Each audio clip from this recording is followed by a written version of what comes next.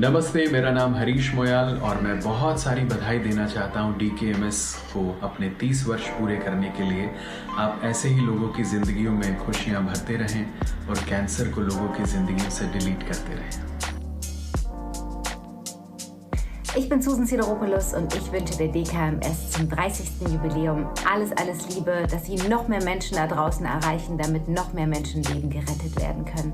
Ich selbst habe ein Dkms-Wunder erlebt, als vor knapp 7 Jahren der Sohn einer meiner besten Freundinnen erkrankt ist und wir gemeinsam einen Spender gefunden haben. Carlos ist heute fast 8 Jahre alt und quietschlebendig und das wünsche ich mir für ganz viele Menschen da draußen.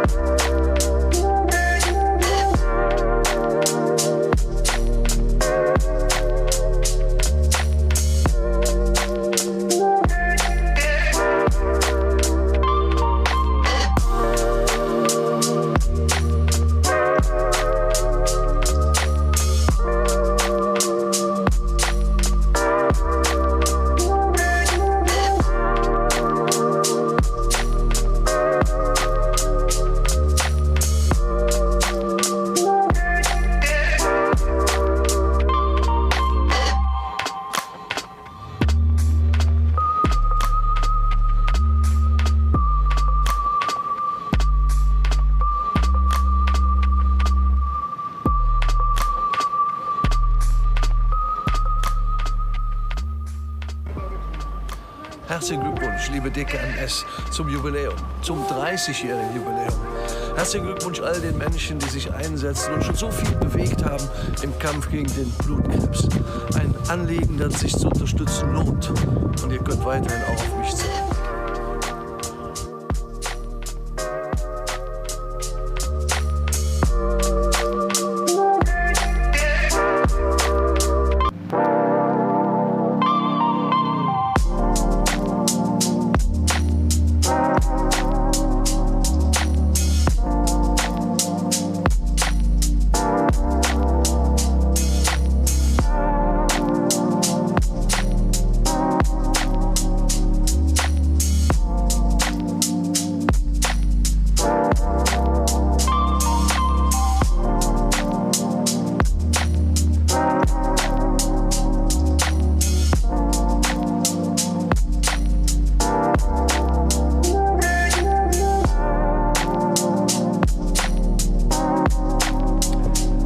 Thomas Jensen vom Wacken Open Air hier, 30 Jahre DKMS.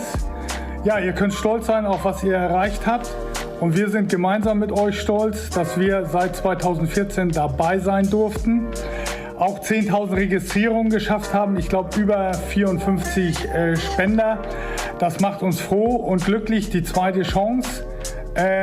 Vielen Dank an euch, herzlichen Glückwunsch DKMS.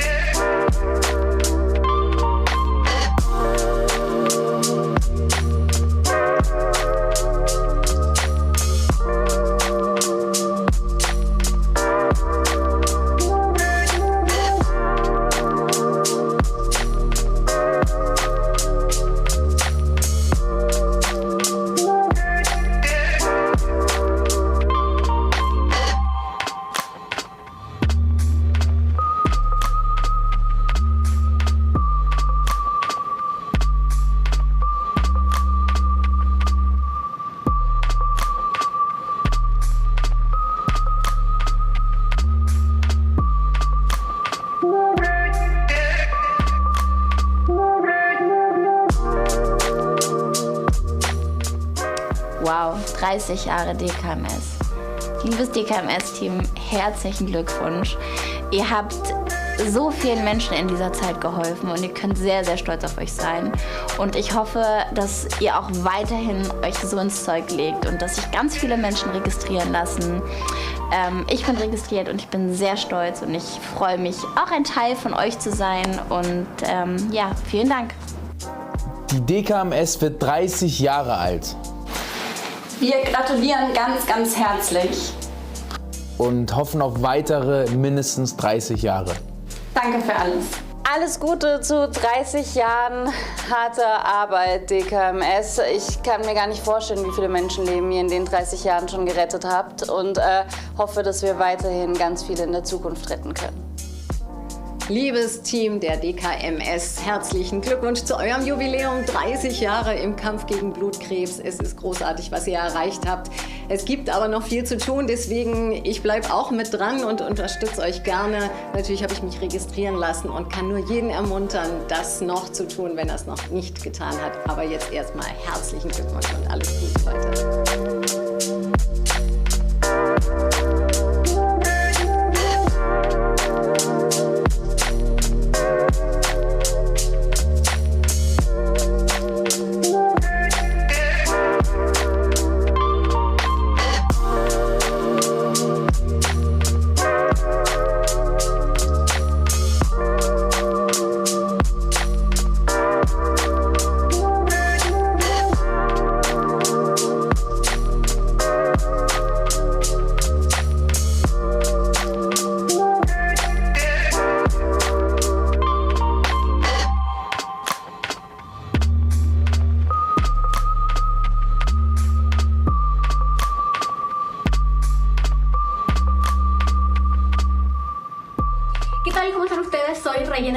Periodista y conductora de Sube la Radio, y quiero pasar por este lugar para saludar muy especialmente a la gente de Dkms en estos 30 años que están cumpliendo y por el trabajo que han venido realizando en un periodo en el que han podido otorgar una segunda oportunidad a una gran cantidad de pacientes que han padecido el cáncer de sangre y cuya única posibilidad de supervivencia es conseguir un donante para obtener un trasplante de células madre sanguíneas. Gracias Dkms por el trabajo que han realizado y ojalá que cumplan muchos años más, porque esos serán nuevas oportunidades para muchas más personas.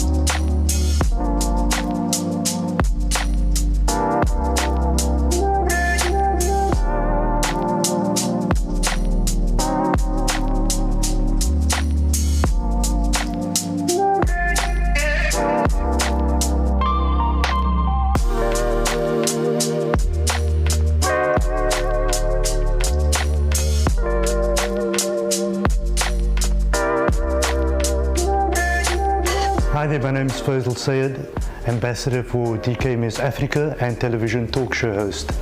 I just want to take this opportunity of wishing DKMS well, especially noting 30 years of deleting blood cancer and saving lives.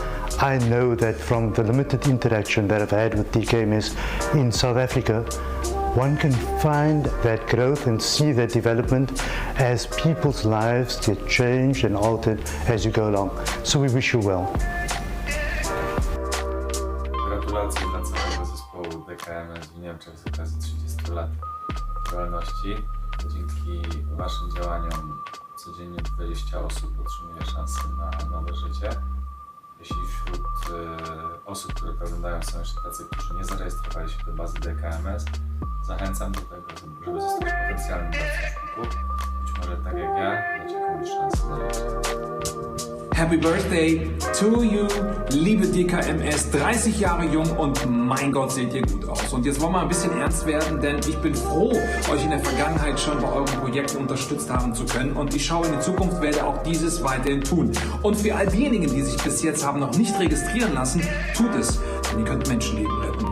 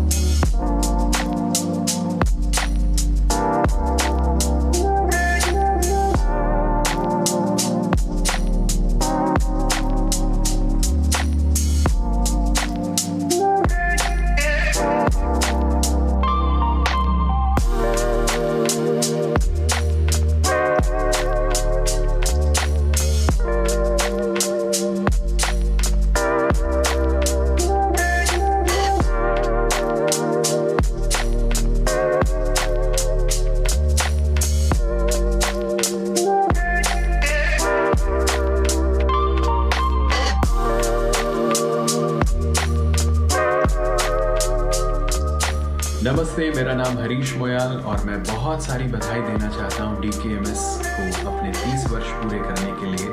आप ऐसे ही लोगों की जिंदगियों में खुशियाँ भरते रहें और cancer को लोगों की जिंदगियों से डिलीट करते रहें।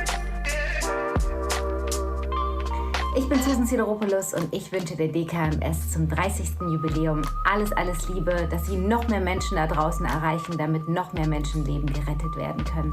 Ich selbst habe ein DKMS-Wunder erlebt, als vor knapp 7 Jahren der Sohn einer meiner besten Freundinnen erkrankt ist und wir gemeinsam einen Spender gefunden haben. Carlos ist heute fast 8 Jahre alt und quietschlebendig und das wünsche ich mir für ganz viele Menschen da draußen.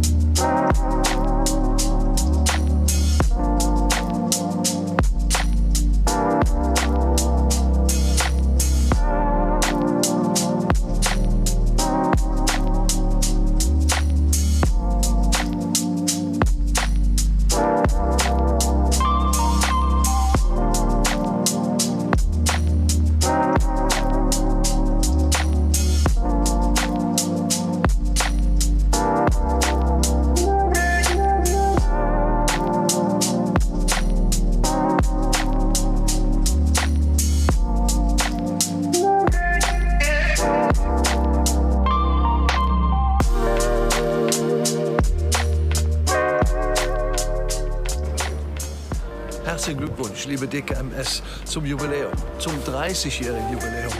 Herzlichen Glückwunsch all den Menschen, die sich einsetzen und schon so viel bewegt haben im Kampf gegen den Blutkrebs. Ein Anliegen, das sich zu unterstützen lohnt. Und ihr könnt weiterhin auch auf mich zählen.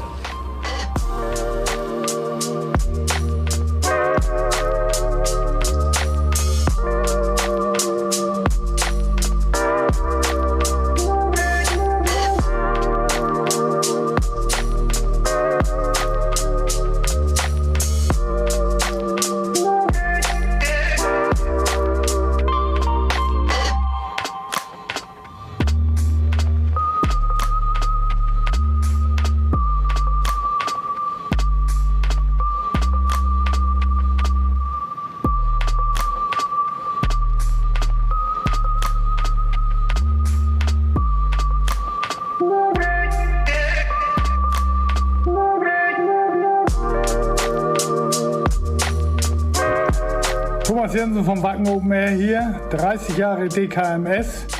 Ja, ihr könnt stolz sein auf was ihr erreicht habt und wir sind gemeinsam mit euch stolz, dass wir seit 2014 dabei sein durften. Auch 10.000 Registrierungen geschafft haben, ich glaube über 54 Spender. Das macht uns froh und glücklich, die zweite Chance. Vielen Dank an euch, herzlichen Glückwunsch DKMS.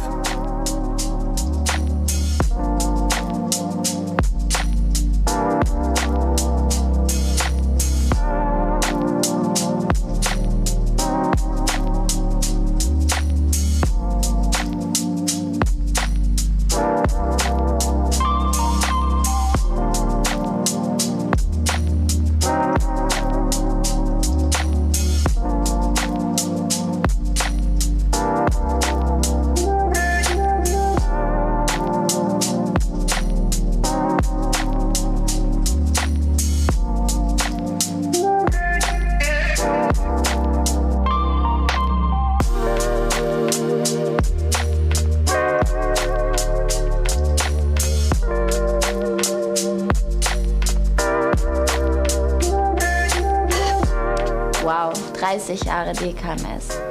Liebes DKMS-Team, herzlichen Glückwunsch. Ihr habt so vielen Menschen in dieser Zeit geholfen und ihr könnt sehr, sehr stolz auf euch sein. Und ich hoffe, dass ihr auch weiterhin euch so ins Zeug legt und dass sich ganz viele Menschen registrieren lassen.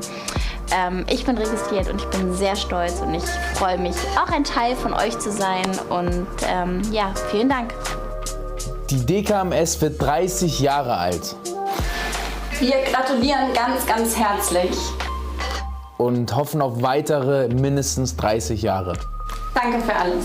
Alles Gute zu 30 Jahren harter Arbeit, Dkms. Ich kann mir gar nicht vorstellen, wie viele Menschenleben ihr in den 30 Jahren schon gerettet habt und hoffe, dass wir weiterhin ganz viele in der Zukunft retten können. Liebes Team der Dkms, herzlichen Glückwunsch zu eurem Jubiläum. 30 Jahre im Kampf gegen Blutkrebs. Es ist großartig, was ihr erreicht habt. Es gibt aber noch viel zu tun, deswegen ich bleibe auch mit dran und unterstütze euch gerne. Natürlich habe ich mich registrieren lassen und kann nur jeden ermuntern, das noch zu tun, wenn er es noch nicht getan hat. Aber jetzt erstmal herzlichen Glückwunsch und alles Gute weiter.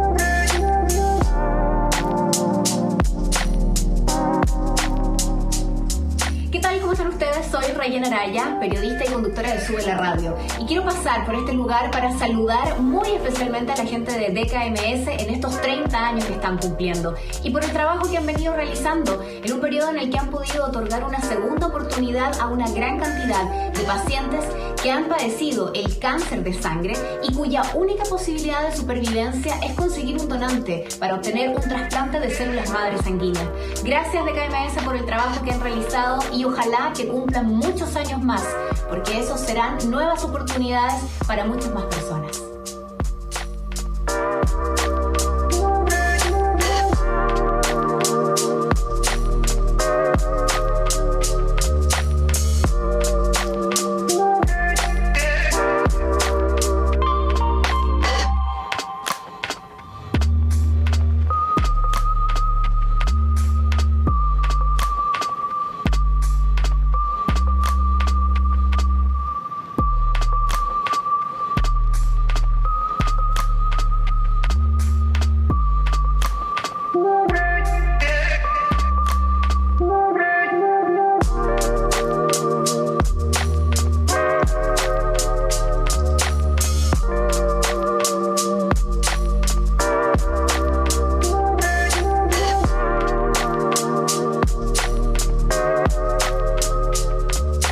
Hi there, my name is Faisal Sayed, Ambassador for Dkms Africa and television talk show host.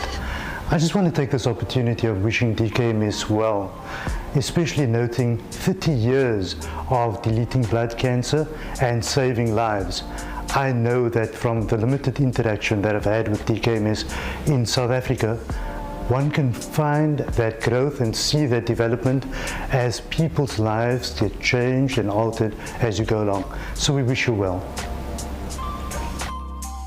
Gratulacje dla całego zespołu Dkms z dniem 30 lat działalności. Dzięki waszym działaniom codziennie 20 osób otrzymuje szansę na nowe życie. Jeśli wśród osób, które pobywają są jeszcze tacy, którzy nie zarejestrowali się do bazy Dkms, zachęcam do tego, żeby zostać potencjalnym dawcą szpiku. Być może tak jak ja, dać komuś szansę na życie. Happy birthday to you, liebe Dkms, 30 Jahre jung und mein Gott, seht ihr gut aus. Und jetzt wollen wir ein bisschen ernst werden, denn ich bin froh, euch in der Vergangenheit schon bei euren Projekten unterstützt haben zu können und ich schaue in die Zukunft, werde auch dieses weiterhin tun. Und für all diejenigen, die sich bis jetzt haben noch nicht registrieren lassen, tut es, denn ihr könnt Menschenleben retten.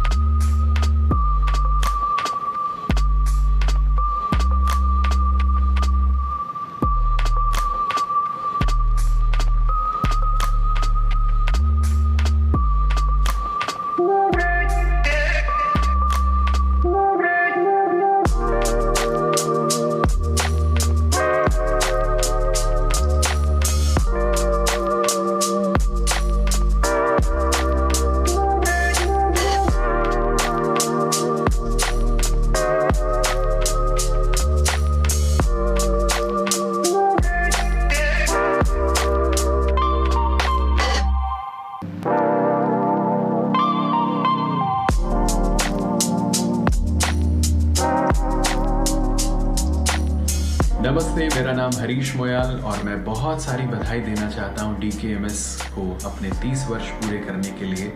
आप ऐसे ही लोगों की ज़िंदगियों में खुशियाँ भरते रहें और cancer को लोगों की ज़िंदगियों से डिलीट करते रहें। Ich bin Susan Sideropoulos und ich wünsche der Dkms zum 30. Jubiläum alles, alles Liebe, dass sie noch mehr Menschen da draußen erreichen, damit noch mehr Menschenleben gerettet werden können. Ich selbst habe ein Dkms-Wunder erlebt, als vor knapp 7 Jahren der Sohn einer meiner besten Freundinnen erkrankt ist und wir gemeinsam einen Spender gefunden haben. Carlos ist heute fast 8 Jahre alt und quietschlebendig und das wünsche ich mir für ganz viele Menschen da draußen.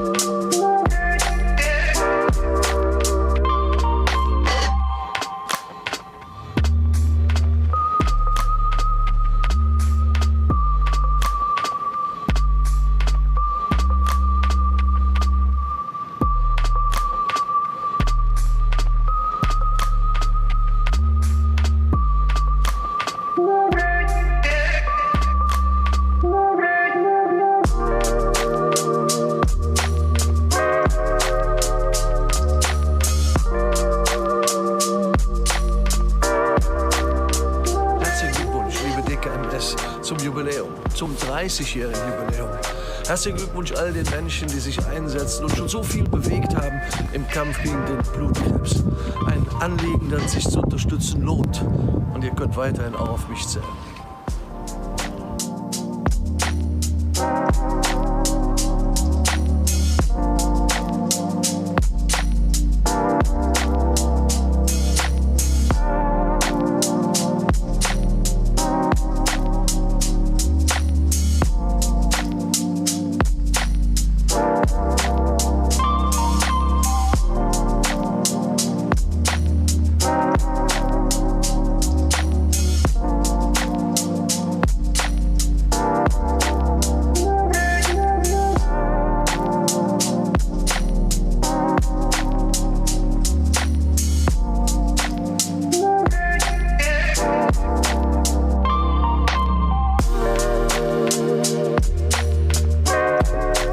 Thomas Jensen vom Wacken Open Air hier, 30 Jahre DKMS. Ja, ihr könnt stolz sein auf was ihr erreicht habt und wir sind gemeinsam mit euch stolz, dass wir seit 2014 dabei sein durften. Auch 10.000 Registrierungen geschafft haben, ich glaube über 54 Spender. Das macht uns froh und glücklich, die zweite Chance. Vielen Dank an euch, herzlichen Glückwunsch DKMS.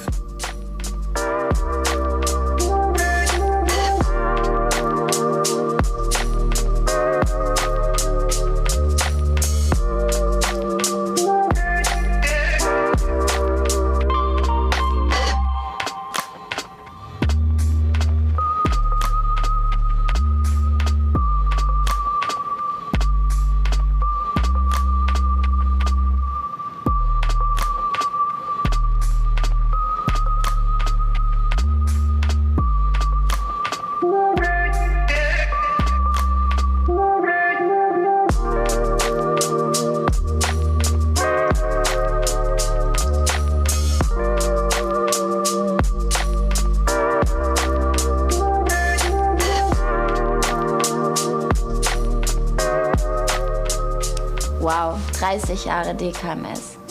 Liebes Dkms-Team, herzlichen Glückwunsch. Ihr habt so vielen Menschen in dieser Zeit geholfen und ihr könnt sehr, sehr stolz auf euch sein. Und ich hoffe, dass ihr auch weiterhin euch so ins Zeug legt und dass sich ganz viele Menschen registrieren lassen. Ich bin registriert und ich bin sehr stolz und ich freue mich, auch ein Teil von euch zu sein. Und ja, vielen Dank. Die Dkms wird 30 Jahre alt. Wir gratulieren ganz, ganz herzlich. und hoffen auf weitere mindestens 30 Jahre. Danke für alles. Alles Gute zu 30 Jahren harter Arbeit, Dkms. Ich kann mir gar nicht vorstellen, wie viele Menschenleben ihr in den 30 Jahren schon gerettet habt und hoffe, dass wir weiterhin ganz viele in der Zukunft retten können. Liebes Team der Dkms, herzlichen Glückwunsch zu eurem Jubiläum. 30 Jahre im Kampf gegen Blutkrebs. Es ist großartig, was ihr erreicht habt. Es gibt aber noch viel zu tun, deswegen ich bleibe auch mit dran und unterstütze euch gerne. Natürlich habe ich mich registrieren lassen und kann nur jeden ermuntern, das noch zu tun, wenn er es noch nicht getan hat. Aber jetzt erstmal herzlichen Glückwunsch und alles Gute weiter.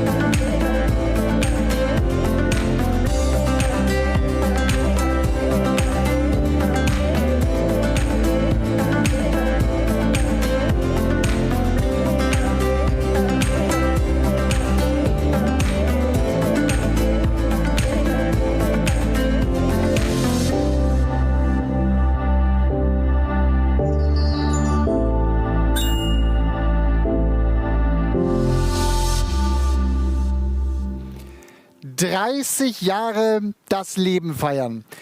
Es gibt ganz, ganz wenige Momente im Leben eines Moderators, wo es so viel Spaß macht, zu einer solchen Sendung zu begrüßen. Ihnen allen, euch allen da draußen ein ganz, ganz herzliches Willkommen. Ein ganz herzliches Willkommen zu einem besonderen Geburtstag. 30 Jahre Dkms. 30 Jahre das Leben feiern, 30 Jahre Leben retten. Wir wollen heute Abend einen Blick werfen in eine besondere Geschichte. Eine Geschichte, die ganz, ganz klein, aber in großer Dramatik begonnen hat. Eine Geschichte, die seitdem so unfassbar viele Menschenleben gerettet hat. An einem Geburtstagsabend, an einem ganz, ganz wichtigen Tag, nämlich dem Weltblutkrebstag. Ein Tag, an dem wir heute an die vielen, vielen Menschen da draußen denken, die gegen diese fürchterliche Krankheit Leukämie kämpfen. Wir denken an die Menschen, die aber auch schon geholfen haben. Wir denken an die Menschen, die forschen, dass diese Krankheit irgendwann heilbar ist. Aber wir denken auch an die vielen Millionen Menschen da draußen, die sich haben registrieren lassen und damit potenzielle Lebensretter sind. Ihnen allen da draußen, auch den Mitarbeiterinnen und Mitarbeitern der Dkms, ein ganz, ganz herzliches Willkommen zu einem besonderen Abend, auf den ich mich persönlich auch wirklich wahnsinnig freue, weil es eben eine Erfolgsgeschichte ist, weil es eine Geschichte ist, die zum einen Leben gerettet hat, die zum anderen das auch nicht immer geschafft hat, klar, aber es sind so viele positive Botschaften, so viele Geschichten und einige davon werden wir heute Abend wieder erleben. In digitaler Form, die Zeit macht es leider nur so möglich. Wir hätten das gerne mit einer großen Party wie vor 5 Jahren gefeiert, als die Dkms 25 geworden ist, aber Corona macht es nun mal eben nur möglich, dass wir auf diesem digitalen Wege mit euch, mit Ihnen da draußen kommunizieren können und trotzdem haben wir viele, viele emotionale Momente vorbereitet. Das definitiv. Zuallererst ein großes Dankeschön an das Haus, in dem wir hier sind, das Café Moskau in Berlin, die uns diese Location wieder zur Verfügung gestellt haben. Ganz großes Dankeschön hier an das ganze Team und natürlich auch jetzt schon ein großes Dankeschön an das ganze Team hier hinter den Kulissen, die wirklich seit Tagen, Wochen und Monaten dafür gearbeitet haben, dass wir diese Sendung, dass wir diesen besonderen Livestream heute Abend hier auf die Beine stellen dürfen. Uns erwartet einiges. Wir haben tolle Gäste. Unter anderem freue ich mich sehr auf den Dkms-Gründer Peter Harf, dann seine Tochter Katharina, den langjährigen Unterstützer der Dkms Michael Mrons, er wird unser Gast sein, dazu von Dkms Afrika, auch ein neues Projekt, später mehr dazu, Alana James, Der Sänger und Songwriter Michael Patrick Kelly wird heute Abend hier auf dieser Bühne live für uns spielen. Genauso wie eine ganz, ganz tolle Sängerin, die aber auch geheilte Krebspatientin ist und ist das in ganz, ganz jungem Alter. Michaela Löffel. Dazu noch viele, viele weitere Gäste. Jetzt aber erst einmal Bühne frei für unsere Gastgeberin, Global CEO der internationalen Organisation Dkms, Dr. Elke Neujahr. Herzlich willkommen. Guten Abend, lieber Matthias. Elke, schönen guten Abend. Ich würde dich gerne drücken, Herzen. Es ist leider nicht möglich. Übrigens, ganz wichtiger Punkt. Alle sind heute Abend hier negativ getestet worden. Deswegen dürfen wir in entsprechendem Abstand auch ohne Maske hier auf dieser Bühne stehen. Ich glaube, die Sicherheitsvorkehrungen sind ganz wichtig. Aber auch von meiner Seite ein ganz herzliches Willkommen und wie schön, dass so viele Zuschauer dabei sind. Elke, wie geht's dir heute Abend an einem besonderen Abend? Also ich muss sagen, das ist heute ein ganz besonderer Tag und ein Tag, wo wir auch mal innehalten, wo wir Bilanz ziehen wollen, aber auch gucken, wie sieht eigentlich die Zukunft für die Dkms aus. Und das ist vor allen Dingen auch ein Abend für unsere vielen Spenderinnen und Spender. Wir kratzen an den 11 Millionen registrierten Spendern, das muss man sich vorstellen. Und bis heute haben wir 92.000 zweite Lebenschancen geben können, eben durch die Echtspender. Und das ist ein ganz großes Dankeschön an Sie, genauso wie an alle meine Mitarbeiterinnen und Mitarbeiter, die Großartiges leisten. Das sind so beeindruckende Zahlen. Ich habe mir die auch alle angeschaut, aufschreiben lassen. Auch 5 Kontinente mittlerweile. Ich meine, das hat ja, da reden wir heute drüber, das hat ja alles mal ganz klein angefangen. Ja, jetzt auf stimmt. 5 Kontinenten. Ja, wir sind tatsächlich in 7 Ländern auf 5 Kontinenten tätig. Das tun wir aus gutem Grund, darüber reden wir gleich nochmal. Und so kam es, dass wir seit 2003, nachdem wir ja 91 Deutschland gegründet haben, dann 2003 in die USA gegangen sind, inzwischen auf 5 weitere Länder expandiert haben. Das ist ein ganz wichtiger Punkt für uns. Ganz wichtiger Punkt. Und ich glaube auch ein ganz wichtiger Punkt, auf den wir heute Abend immer wieder aufmerksam machen wollen.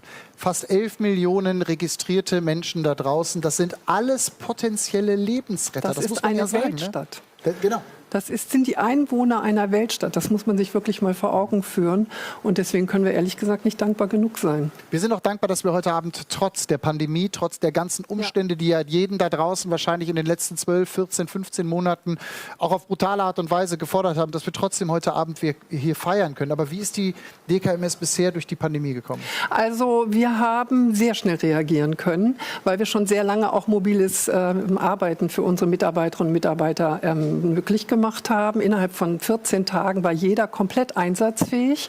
Und was noch viel großartiger ist, die Spenderinnen und Spender, die wir eingeladen haben, sind tausendfach in dieser Zeit in die Entnahmezentren gegangen, weil sie Lebensretter werden wollten. Das ist eine große Angst, die viele auch gehabt haben, sich irgendwo hinzubewegen. Absolut. Ne? Und wir sind unter den größten Sicherheitsvorkehrungen vorgegangen. Und das ist wirklich unglaublich. Wir haben trotz der Pandemie 7.500 Mal allein im letzten Jahr diese zweite Chance auf Leben geben können. Corona und die Auswirkungen für euch auch in der täglichen Arbeit. Du hast schon gesagt, Homeoffice, das war schnell umgestellt, aber es steckt ja noch so viel mehr hinter der Dkms als eben die Mitarbeiter in der Zentrale, die im Homeoffice sind. Naja, du musst dir insgesamt mal vorstellen, das ist ja nicht nur in Deutschland, sondern weltweit, dass wir unsere Mitarbeiterinnen und Mitarbeiter und auch ihre Familien unterstützt haben. Und was auch passiert ist, wir hatten irre Probleme, die Stammzellspenden auch wirklich in die 57 Länder zu bekommen, in die wir liefern.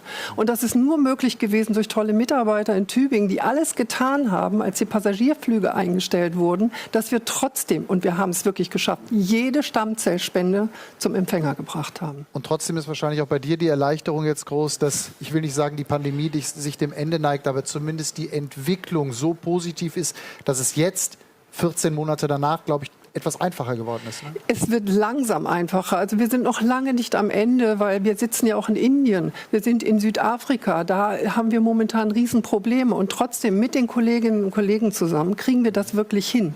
Und Peter, der heute hier ist, hat mal gesagt, I never accept a no as an answer. Ich werde niemals ein Nein als eine Antwort in Kauf nehmen. Und das tun wir. Wir lösen jedes Problem. Du hast ihn gerade angesprochen, Peter Haaf, wir reden, das wird ganz spannend, glaube ich. Und für alle, die natürlich, also Dkms hat eine unglaublich hohe Bekanntheit. Ja. Ja, aber wie das entstanden ist, aus einem persönlichen Schicksal heraus. Es ist ja eine unfassbare Geschichte, oder? Es ist unfassbar, denn wir werden gleich noch drüber reden. 1991, als wir dringend für Mechthild den passenden Spender gefunden haben, gab es gerade mal 3000 Spender in Deutschland. Und heute 11 Millionen, das musst du dir einfach mal vorstellen, was da entstanden ist. Und das ist ein Lebenswerk.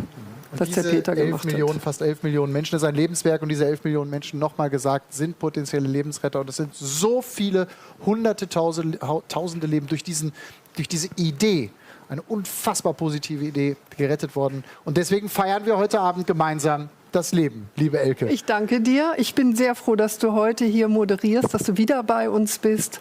Und ich denke, wir werden einen sehr spannenden und auch erlebnisreichen Abend haben. Es ist eine große Ehre, hier zu sein. Danke dir. Vielen Dank. Vielen herzlichen Dank. Danke. Und angesprochen ist Peter Haaf gerade ja schon und deswegen möchte ich Ihnen gemeinsam mit Brigitta Jene ganz, ganz herzlich willkommen heißen hier bei uns live. Einen schönen guten Abend.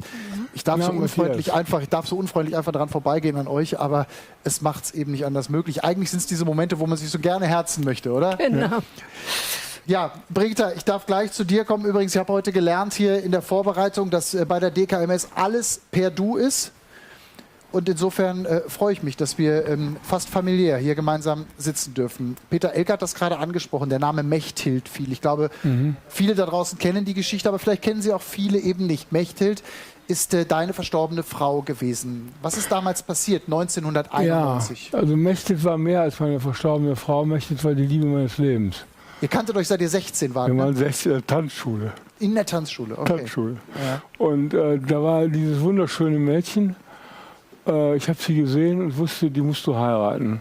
Mit 16? Mit 16. Wow. Und Krieg ich jetzt schon Gänsehaut. Ich habe dann mein Leben umgestellt, um sie zu kriegen. Ja. Ich hab Gewicht abgenommen, ich habe in der Schule mehr gearbeitet und mit dem ganz klaren Ziel, sie zu beeindrucken, sie für mich zu gewinnen. Wir waren 10 Jahre zusammen, bis wir 26 waren. Dann ging ich fürs Studium nach Amerika. Und da hat sie sich entschieden mitzugehen und haben wir geheiratet. Und als wir in Amerika waren, waren wir nach Boston in San Francisco. Dort wurde sie schwanger und sie sagte ganz klar, also meine Kinder kriege ich in Deutschland, also ging es zurück nach Deutschland.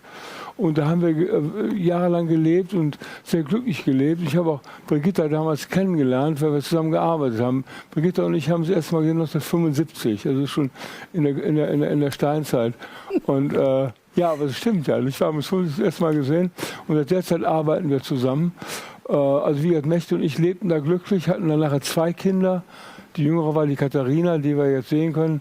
Ich habe im Ganzen 7 Enkel. Demnächst wird Katharina, die sehr schwanger ist, vielleicht sieht man sie auch auf den Bildern, ich weiß, ist nicht dabei, werde ich 8 Enkelkinder haben. Also ich habe eine unheimlich glückliche Familie, die mich auch glücklich macht. Und das ist auch eine der Dinge, die Mechthild für mich hinterlassen hat.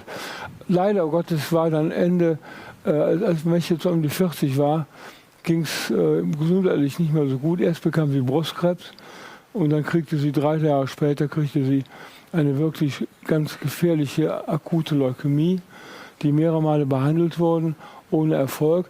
Damals sagten mir Freunde in Amerika, dass es seit 1983 den Versuch gegeben hat, Fremdspender zu suchen für Patienten. Bei Mechthild, obwohl sie 7 Geschwister hatte, keinen einzigen Familienspender hatte. 2 Kinder, 7 Geschwister, 2 lebende Eltern. Alle ihre Geschwister hatten einen Spender außer ihr. So, und damit war klar, wir müssen einen finden. In the year 1991, so there were many people who helped us, and it was so much more expensive back then than it is today. So many people gave us money, we raised funds, I talked to the people who worked with me, and they gave us millions in the end. So the families that we worked with were so generous. And they said, we'll give you more any moment. We looked out for the first donors, and Brigitta was one of the first donors we had. So we kept on searching. We found a donor for Mechthild, and just before her 45th birthday, she received the transplant. And Mechthild said, "You will go on, even though I might not live." So for her, it was clear, you can't stop it because it can't be for other people to suffer the way I have to suffer. She said, other people will not be able to take it. You will be able to take it, even if I die. So you go on. You continue the work. And you make sure that everyone can get a chance at life. So, Peter, you just heard Elke. She spoke of your lifetime achievement. Today we're celebrating that. And your daughter is now with us virtually from Los Angeles. I would like to welcome her now. So if everything is working well, then we should be able to see her on the screen. Dear Katharina, I'll ask our production team, is this working? Is the live connection working? We're still working on the live connection with Los Angeles. Your daughter now lives in Los Angeles, and she's responsible for DKMS in the US. So once we see her on the screen, we can talk to her. So Peter, it's an unbelievable story. So the donor was found, but it's always a battle with leukemia. Just because you found a donor doesn't mean that you're going to live. And this is what happened, isn't it? Yes. And there's where I see Katharina. Hi there. Hello. Hello, Katharina. Oh, I would love to be with you right now. Hello, Brigitte. Hello, Brigitte. So your father was just telling us a very emotional story about what happened then. So first of all, congratulations for your pregnancy. Thank you so much. So your dad is turning into a grandpa once again. I think he's happy about that. Yes, I think he's thrilled. He's really beaming. But, he was just talking about that very emotional story. Once you actually find a donor and once you have that transplant, it does not necessarily mean that it actually leads to a cure. So before you join our conversation, I would like to ask your father to finish his story. Yes, that was one of the main problems from Mechthild. The donor that was found was not the match you could have today. So nowadays, your likelihood of survival would be much bigger. So due to the typing that we do nowadays, it's much more detailed. And at the time, that was not possible. Now we have 10 million possible prospective donors. Our database is larger. But then that was not possible. But she survived more than 100 days. So she was able to leave the hospital, but she did not stay at home. She stayed in Tübingen. And one morning, she got up, she felt very hot, she got a fever, she went back to the hospital, and she knew right away what was going to happen. So that was the most intense time of my life. So we were thinking about our life and talking about our lives from morning till evening, and she gave me a lot of tasks for my children, for the DKMS. She said, you're not going to stop, you're going to continue, you can do it, and you should continue working on that mission. What a great motivation. I mean, the love of your life is giving you that motivation, and I can feel the way you're telling your story, that this was your drive. And that this was the reason why we're sitting here 30 years later celebrating life, because she asked you to do that. She called upon you to do that. That's right, and I'm not going to quit. I'm 75 years old now. I'm going to continue working on that for the next 30 years. Well, being a grandfather is a great thing as well, right? Katharina, is that impressive for you, isn't it? And I read about you that when you were a child, that must have been a very traumatic experience for you to lose your mother. You actually helped out. You pitched in. You went from door to door. You rang on every door. You asked for funds. And you yourself probably had to educate people about what you actually needed, because at the time, people did not have many information about that. So what was it like for you back then? Well, I think in the very beginning, it was a little bit embarrassing for me and my sister. From our experience in America, we knew that we had to really take a personal note here. So we used to be a very private family, and suddenly, when you become so vulnerable, you somehow really have to open up, you have to reach out, you have to ask for help. So for my sister and me, it was very hard in the beginning. But what was very incredible, this is also what my father just described about my mother. My mother really wanted us to join, and she really asked us to do so, and she was incredibly proud about us joining. She was proud of the fact that we weren't on TV as well. And me and my sister, we actually went to a radio station on our own, and she was incredibly proud. We actually did not know whether she was going to listen in or not. And when we went back home, she was sitting there. She said, "How come you're back already? Did I miss your radio show?" She was actually tuned into the wrong radio station. That was so cute. She missed us. Dad, was that in Berlin? You know, when Mom used to sort out the blood samples? Was that in Berlin? Yes, you know, at the time back then, she had to...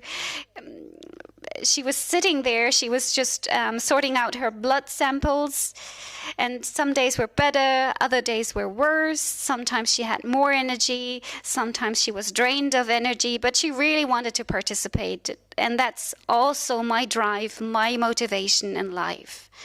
And I think she passed on that will to survive, that passion. And I think this really transcends in our family, and this was passed on to my sister as well. I think that the ones who died, our beloved ones, are watching today as well. And since you are the manager of DKMS in America, I mean, that's your motivation, you said, losing your mother at a young age. I think that's something that changes your life, doesn't it, Katharina? Do you want me to start crying now? Is that why you're asking that question? No, not at all.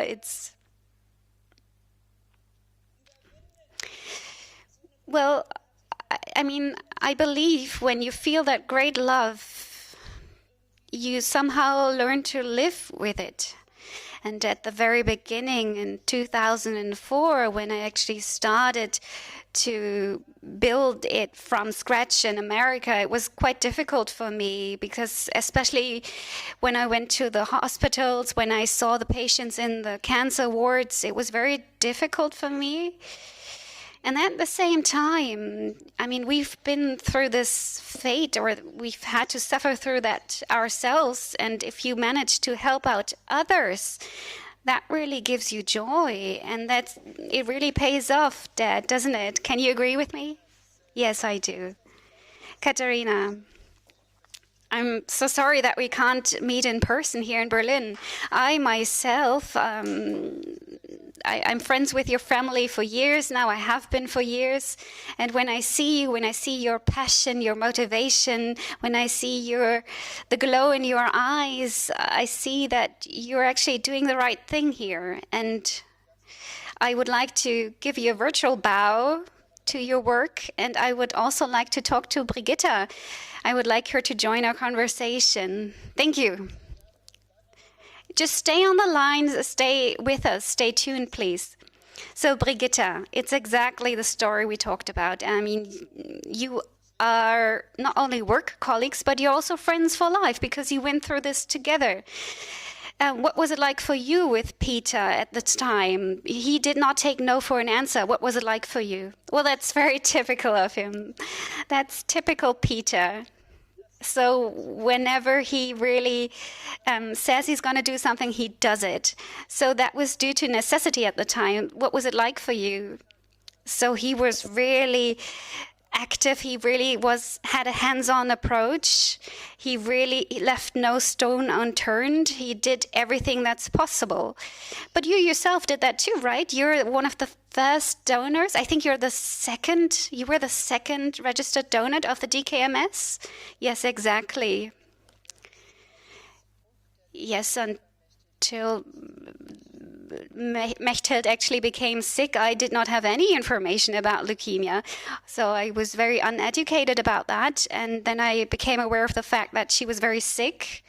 Then she died. And of course, I decided to typed myself to become a donor. And on the day that I registered, I knew that I was going to be a donor if there ever was going to be a match. And of course, I did it. And I knew that I was a prospective donor and I was about to save a life, and I actually did in 1993. I donated. Bone marrow was taken from my iliac crest. And shortly before that, she received a transplant, or she was going to receive a transplant, but the donor died. And I was very distressed. I felt very moved, and I was very moved by that for a long time afterwards. But isn't that amazing to see? By taking such little action, by just registering, you can become a lifesaver. And at first, so the person you donated to did not make it, and you found out later on, but at the very beginning it must have felt great for you, right? Because your DNA was a match for someone else. So now, 30 years later, you were actually witnessing the foundation of the DKMS. So you see now we have almost 11 million registered donors. Yes, it's interesting for me to see, because at the time we only had a few registered donors and we did not have many means to do so.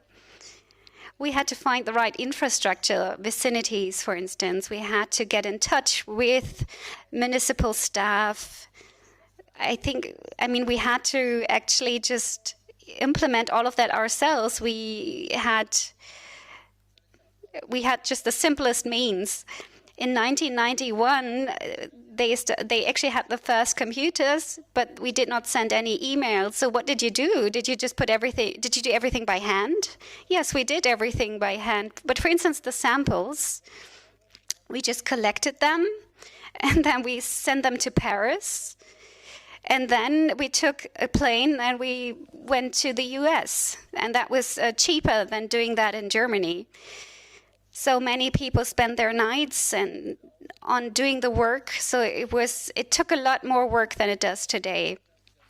But we had that willingness. We had the strong will to not just save my wife, but also to found the DKMS. That was really... For instance, we had that one day in Hamburg where we managed to register or to type more than 6,000 people in Hamburg in a day.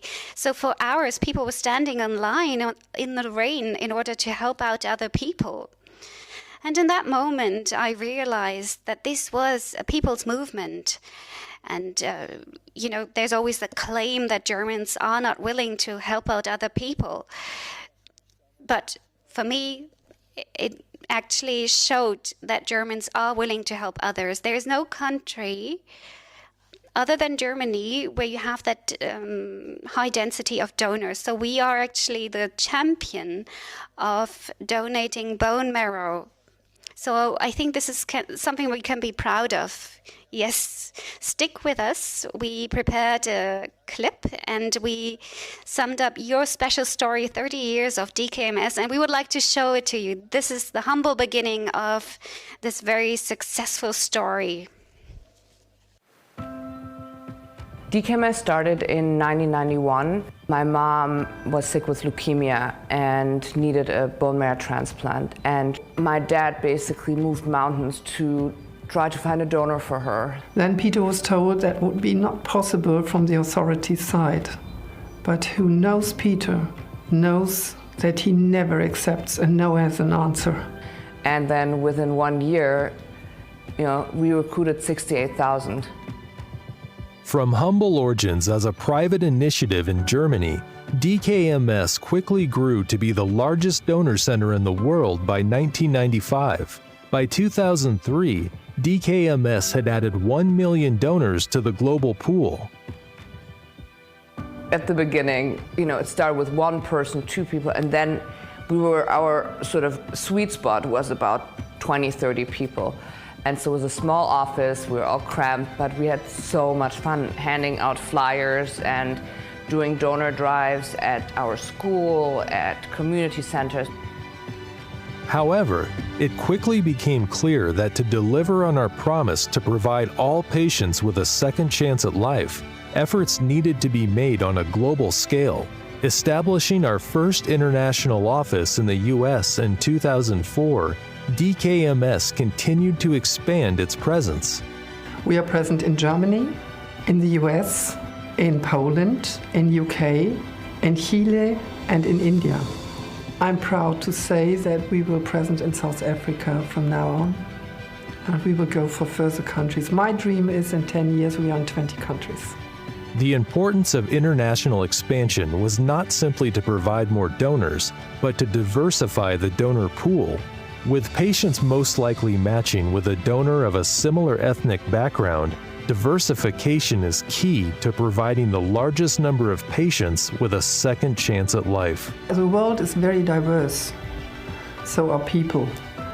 And we have so many different ethnic groups, and which means that we are in need to get as many people registered from different ethnic groups to help better. As DKMS grew larger, so did our understanding of the extent to which we could impact the lives of patients beyond providing matching donors. We are more than a donor center. To be successful, we need more than this. The Life Science Lab is the leading lab that we have in the world. DKMS also knew that, beyond our own work, it was critical to recognize and elevate the efforts of those working outside of the organization to address the range of patient needs. Knowing the importance of community and cooperation in creating lasting change, DKMS created programs to present awards and grants to individuals in the scientific and medical fields whose groundbreaking work is creating a better future for all patients. We have the mission to give these second chances at life. On the other hand, we also have to care for access to transplant. This is a really big new mandate that we fulfill now. DKMS created capacity building and infrastructure projects, particularly in countries with underdeveloped healthcare systems, to better serve a larger patient community. This includes opening the first ever donor center in Chile and creating a free family typing program in India. Over the course of the past 30 years, DKMS has helped change the lives of tens of thousands of patients and has become a beacon of hope to those in their darkest hour. But we're also not going to stop here, because there's still thousands and thousands of patients all over the world. We don't take no for an answer. Someone tells us it's really hard to go to India, maybe you want to shy away from there, or maybe not Chile, or maybe not that country. We always get it done, and that's because there's so much passion in the company for saving lives and also really for innovation.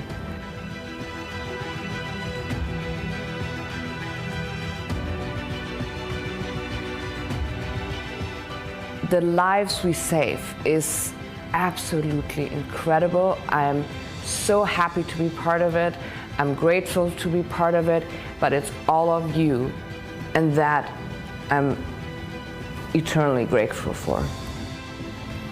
And I think that's the big dream, that we only stop when patients no longer need our help.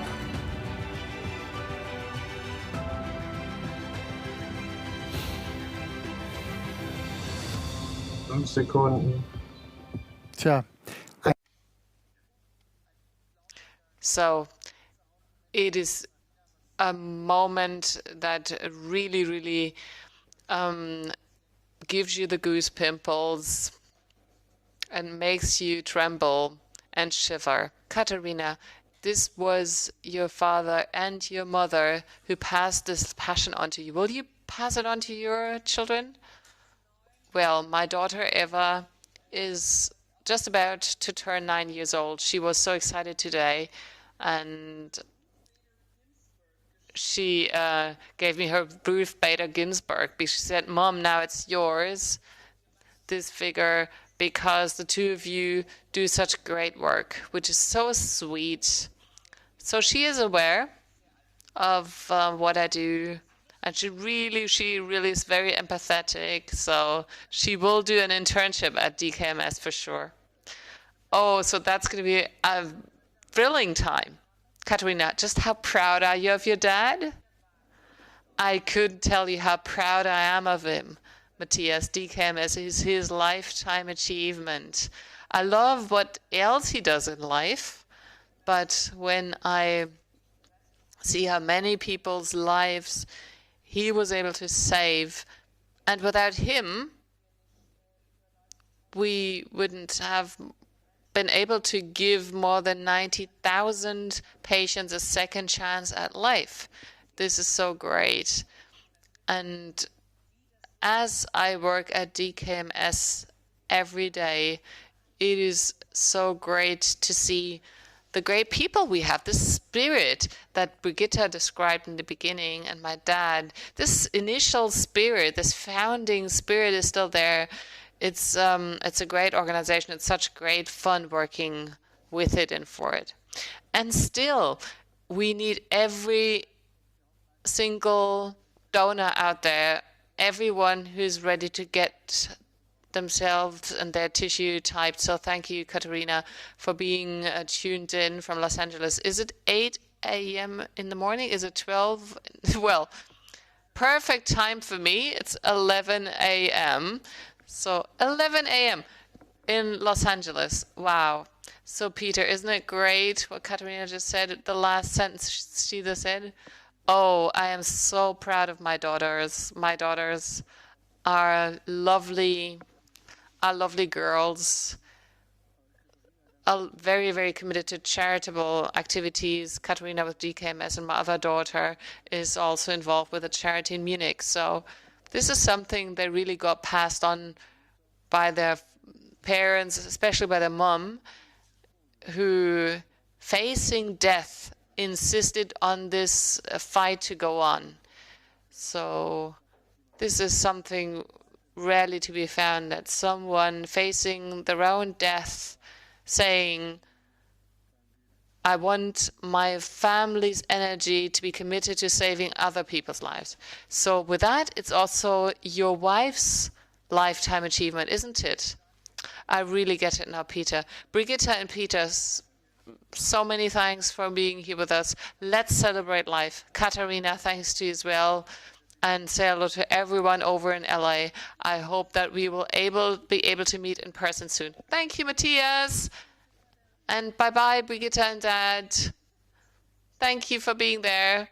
Should just stay here, Peter and Brigitta, and we will go on.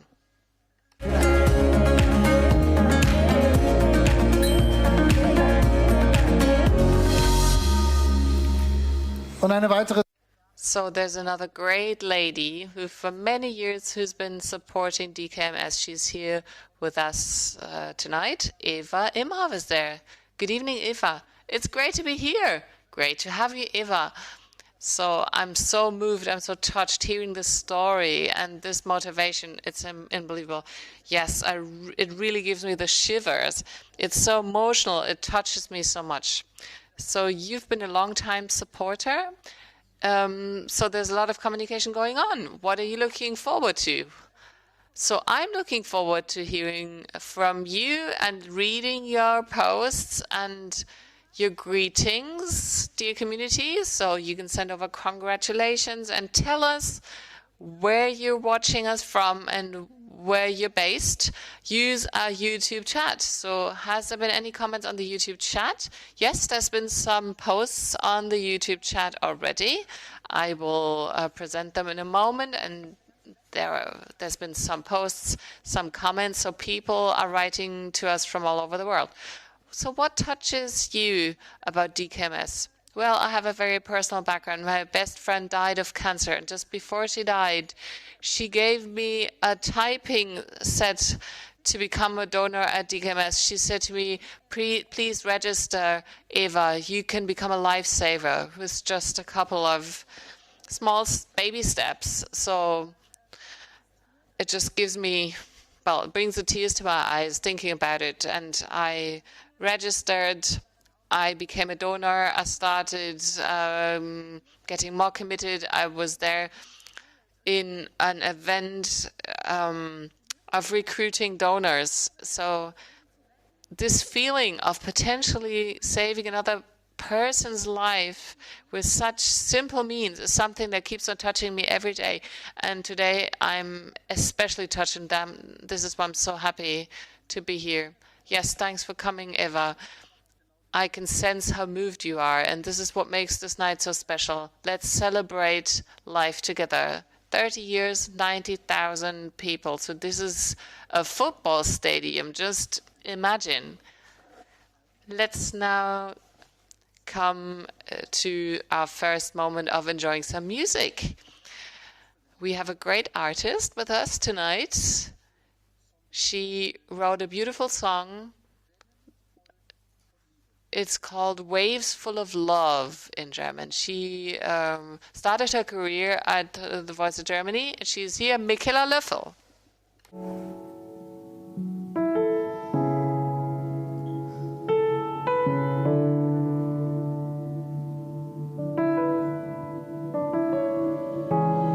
Stand fest im Leben, es haut dich hier nichts um. Ein Schlag von der Seite macht dich höchstens manchmal krumm. So weit nach oben, keine Ängste mehr.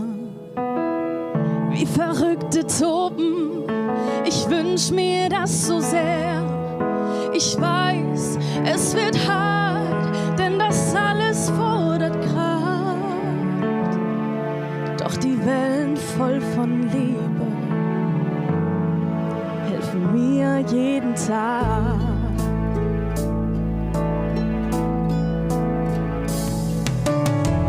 Lass die anderen reden, geh darauf nicht ein. Was sollst du ändern? Du musst gar nichts sein. Mach den Vorhang auf, keine Zweifel mehr. Nimm das Leben im Lauf, ich wünsch mir das so sehr. Ich weiß, es wird hart, denn das alles fordert Kraft. Doch die Wellen voll von Liebe helfen mir jeden Tag.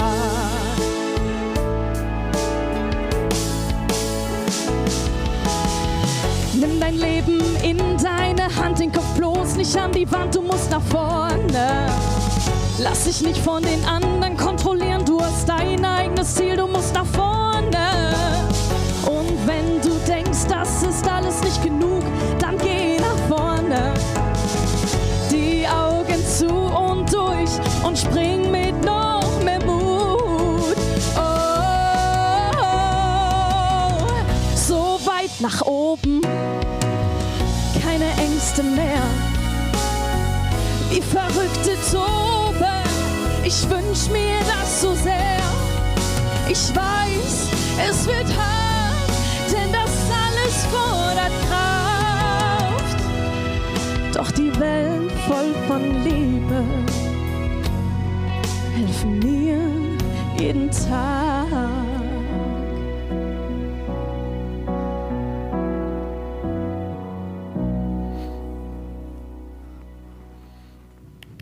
Dankeschön. That's so great. This is a moment where you would really want to see a big audience, many people applauding, but I think out there there's so many people clapping their hands. So Michaela, what a beautiful song. It just felt so beautiful with this light here. It just feels great tonight. It does, doesn't it? And most of all, you're here on the stage, you sing live, you're here and you're healthy. So let's come to your song. What does this song mean? Does it have a special story? Well, I wrote it after participating in The Voice, and it is really a thank you to everyone. The Voice has really been part of my cancer. It sort of assisted the process. So this is about the people full of love. This is about saying thank you and about what makes me go on. So you won the battle with cancer. So it was lymph cell cancer. At what age were you diagnosed?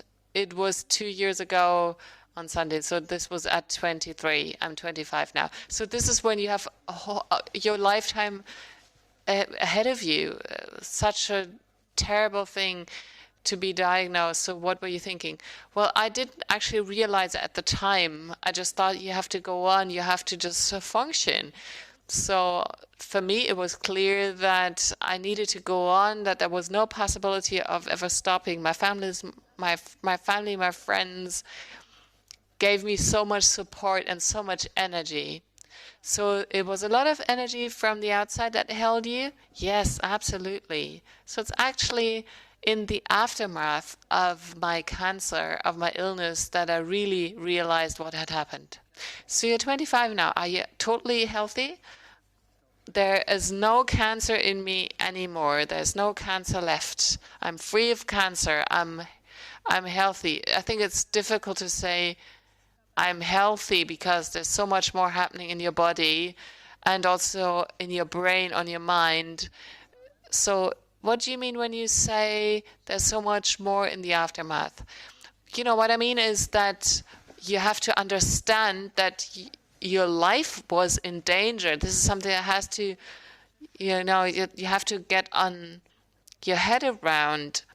And you need to understand that your body will never be as healthy as it was before. You need to accept that you can't work 7 days a week. It's just not possible. Is this because your body is too weak? Yes, it's weaker than before. So you have restrictions, Michaela, but when you're alive, are you happier than before? Yes, I'm happy, but every day that I am fit, and I don't want to sound negative, I'm so positive, but it is the way it is, you know? I have to just say it the way it is. So many saw you in The Voice. We would love you the very, very best for your musical career, and so many thanks for coming.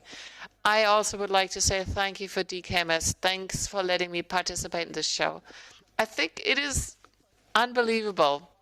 And Eva was so full of emotions too.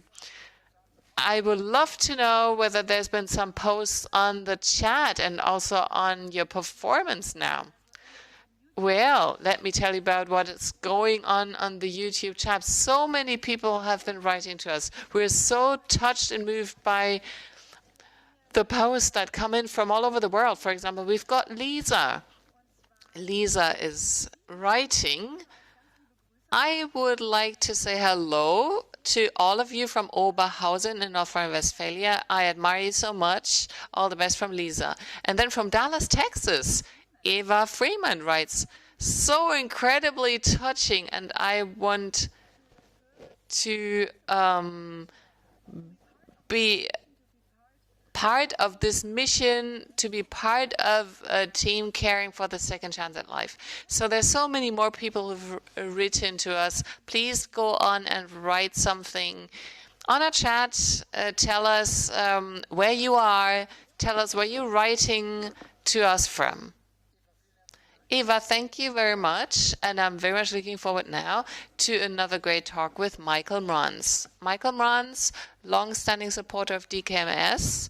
Good evening. So you're an entrepreneur, but you're also the former husband of Guido Westerwelle, who died of leukemia, this terrible cancer. So tell us what happened back then. Your husband was one of the best known German politicians. What happened when you knew that leukemia was there?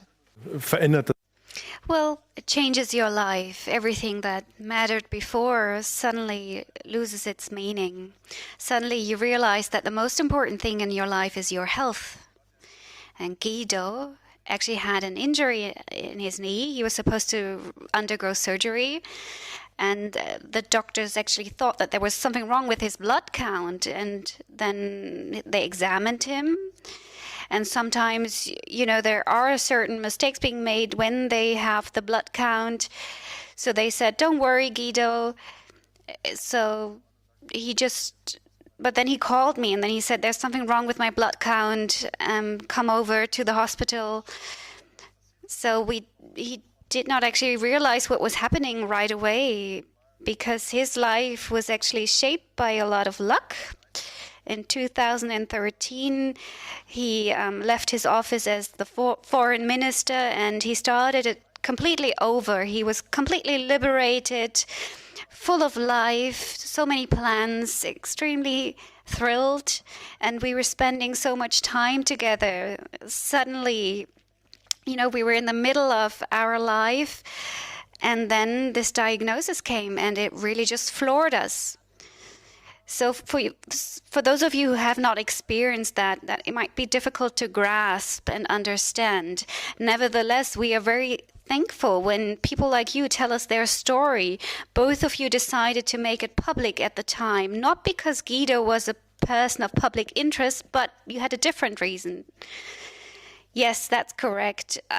Guido's motivation to make it public was actually that cancer was a taboo at the time. You just put these people in a corner, but it's important to encourage them, to tell them that they are just as important as everyone else. And as far as it's possible, they can actively participate in life. And that was Guido's drive. He wanted to show people that they can be part of society 100%, even though it might be visible from the outside that you are suffering from a disease. You don't know how much longer you might be living life, whether you will be surviving. But this was his message. And you actually called upon people to register, to join DKMS, to become a donor. And so many people actually followed his call. What was it like for you at the time? Yes, once Guido received his diagnosis that he would need a transplant in order to get a second chance at life, it was clear that this appeal that he made would not actually help him in the end.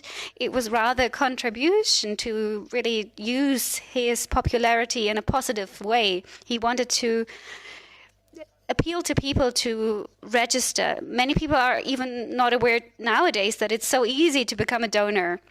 And this was the message that he wanted to transmit.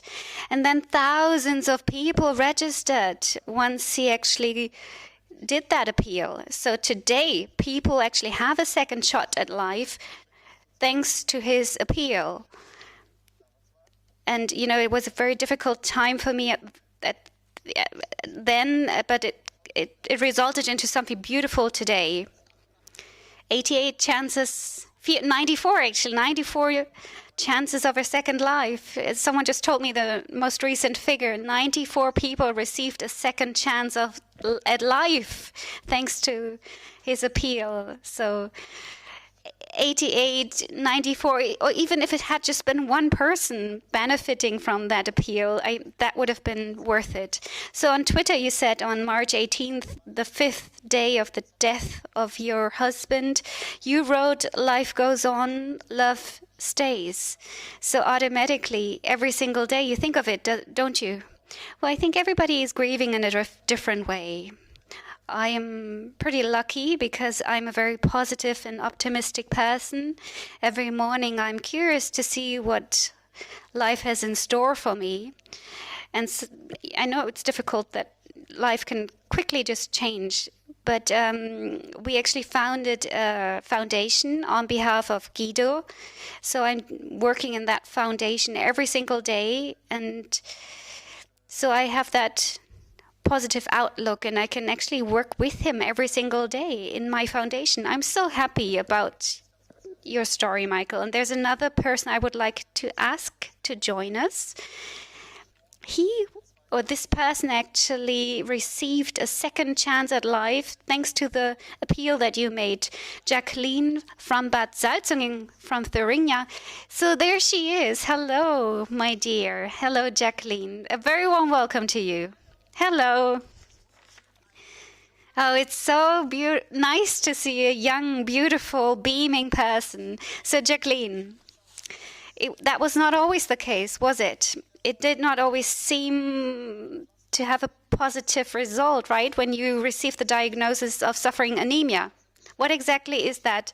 Well, the severe anemia means that my bone marrow cells were damaged, and that led to a failure of my bone marrow. So my bone marrow did not manage to produce red blood cells that were responsible for for a plastic OP. A plastic. So I called my doctor, and my doctor said I should go get a new blood count because there was something wrong with my blood count. So they realized I was suffering from this aplastic anemia.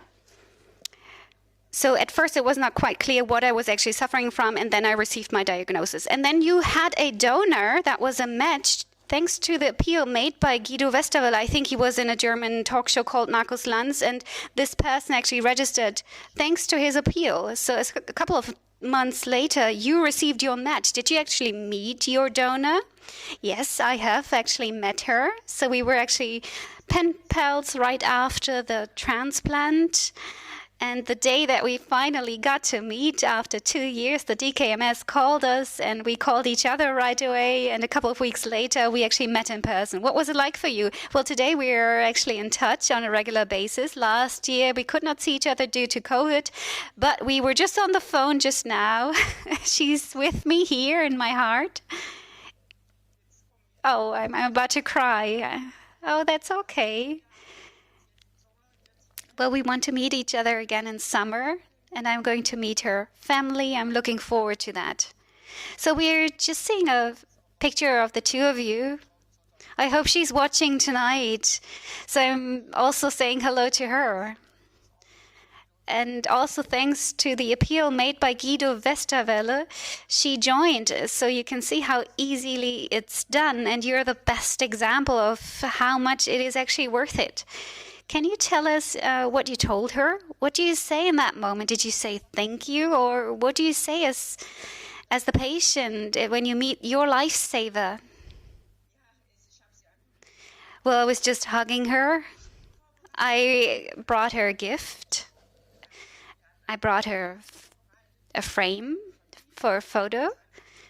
And then I took a picture of me and my family, and every member of my family was holding the letter of the word thank you. And then we took a picture of that, and I gave her the picture as a present. She was so happy about it, and she also put it up on her wall. And today you are cancer-free, is that correct to say? Well, I did not actually have cancer. It's rather an autoimmune disease that I was suffering from. It was a life-threatening disease. In 2015, 2016, on New Year's Eve, my red blood cells were threateningly low. And I actually went to the hospital, and it was almost too late. And then I was told that I would need a bone marrow transplant. And I could not actually be happy in that moment that I survived, because, you know, my world just came apart. I was so afraid of that transplant. But I can tell everyone now that I'm completely that I'm completely healthy now. And my doctor said my blood count tells him that I am completely healthy. So let me just make that appeal one more time. Join the register, get typed. You have a shot at life, so give it to others as a present. Look at me. I'm only here because of you and because of her. And I think without that appeal made by Guido Westerwelle, I would not be here today. Jacqueline. Are your children in the background on the wall? Exactly. Yeah. Wow, little girls, if I can see it right. They have a healthy mom. Exactly. So she did not only save my life, but also my family's life. So this way I would like to thank everyone, my mother, my daughter, my family, my friends, and especially my husband. Without them, I would not have made it. What a long, stony path. And I am completely healthy, recovered. I am a great example, and I live my life like the way I did before. I'm not taking any meds anymore. So great. Thank you so much, Jacqueline. So I think you gave us a good look at your soul, and we can see your gratitude. We can feel it. Thank you so much. And thank you to you as well.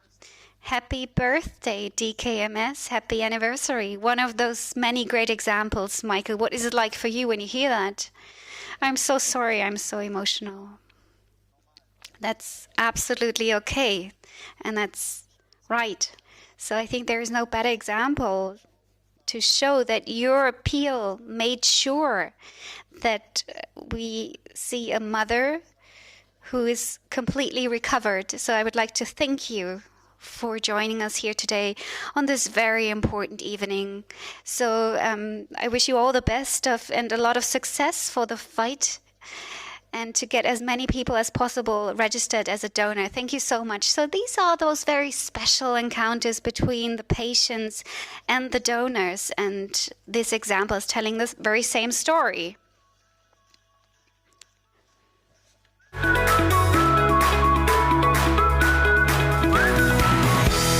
Hallo, mein Name.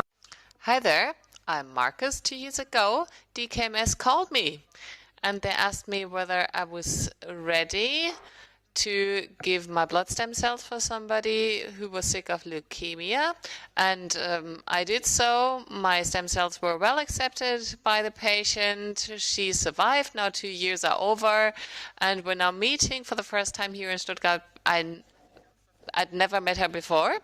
I know a couple of things about her. We did a little quiz beforehand. Hey, Marcus. It's me, Vanessa. I am so much looking forward to meeting you in person.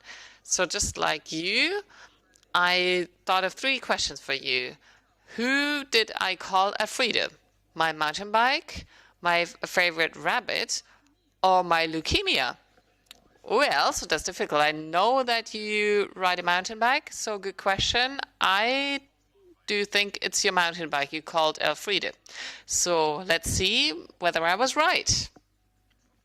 Okay, so we're almost there. You can see the tower. Hey there. Hi.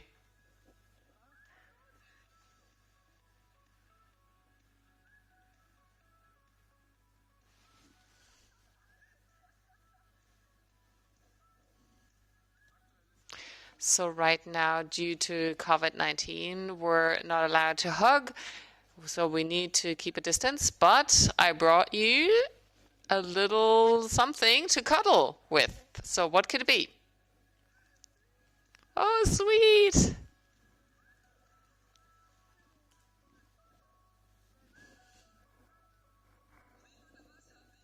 So what did I call Elfriede? I take a guess, it's your mountain bike. No, it's not. It's not. It's actually my leukemia.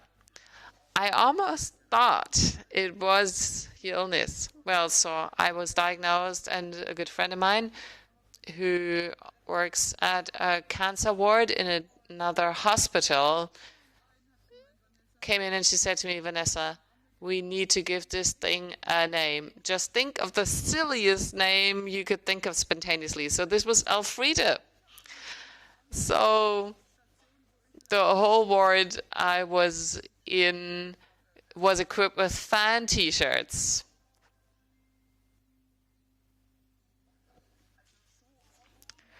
So facing death so often in your young years, that is so hard. You know, when you've been doing so much exercise always. And then you're told, well, just go on holiday 3 weeks, and then we'll see what we'll do, and your transplant can be done, but there's only a 10% probability of success. So being told that was terrible. So when the doctors came in with this little bag with your donation, when they came into the room, that was such an emotional moment for me. Unbelievable, hard to describe, because from the start, 100% match, and you even donated more than you need. And when I was first diagnosed, I was 27 years old. And how old are you now? Well, I'm just about to be 30 in October. Yes, I will be 30.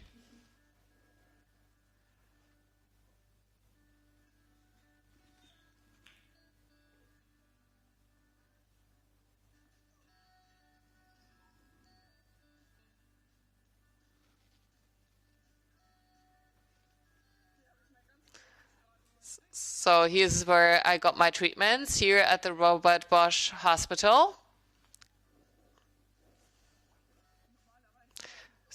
So usually you would say, oh my goodness, I'll be 30, I'm so old. But you know, what I say is, I'm so grateful I can live to this day. I can hardly put this in words.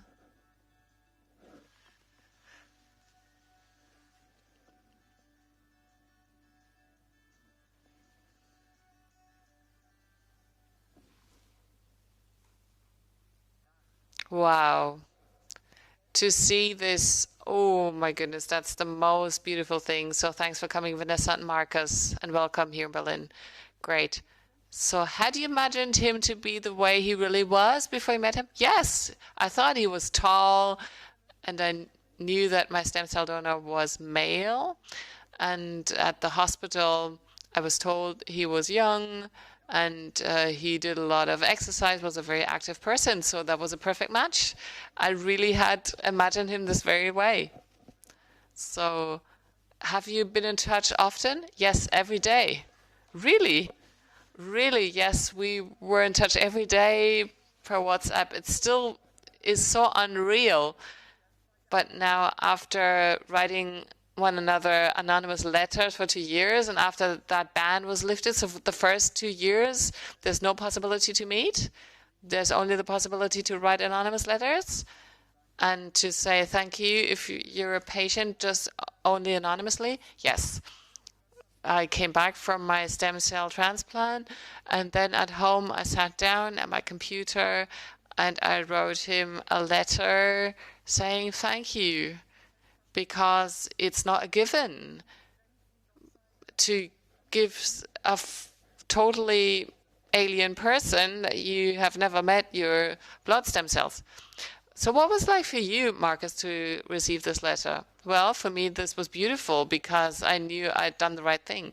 So you got typed in your own village when there was a campaign, wasn't it? Well, in my neighborhood, a boy had got ill, and this is why the neighbors organized this campaign. And me and my friends, we decided to get typed. And you were able to help. Yes, I was able to help Vanessa. How about the boy that you started the campaign for back then? I don't know, actually. I did some research, and eventually I found out that no blood stem cell transplant was necessary because the boy was doing better, but I don't know how he is doing now.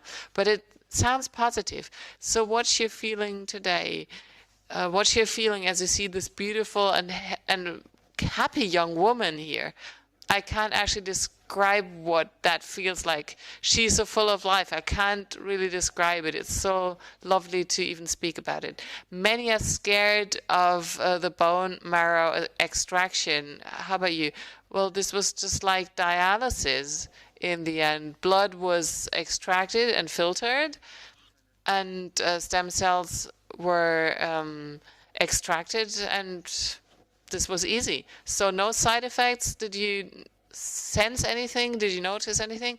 Well, I had to prepare, and I went to a medical examination beforehand, did a checkup, and then I was told, you're healthy, there's a 100% match, no obstacles. And I think 2 weeks later, I went there, and this was 1 day, and then the stem cells were extracted.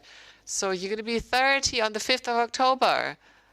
So you're looking forward to your 30th birthday, even to your 40th birthday. Yes, of course, I celebrate every day that I wake up alive and that I'm not in hospital, because there was a time when it didn't seem like I'd be able to sit here one day, today.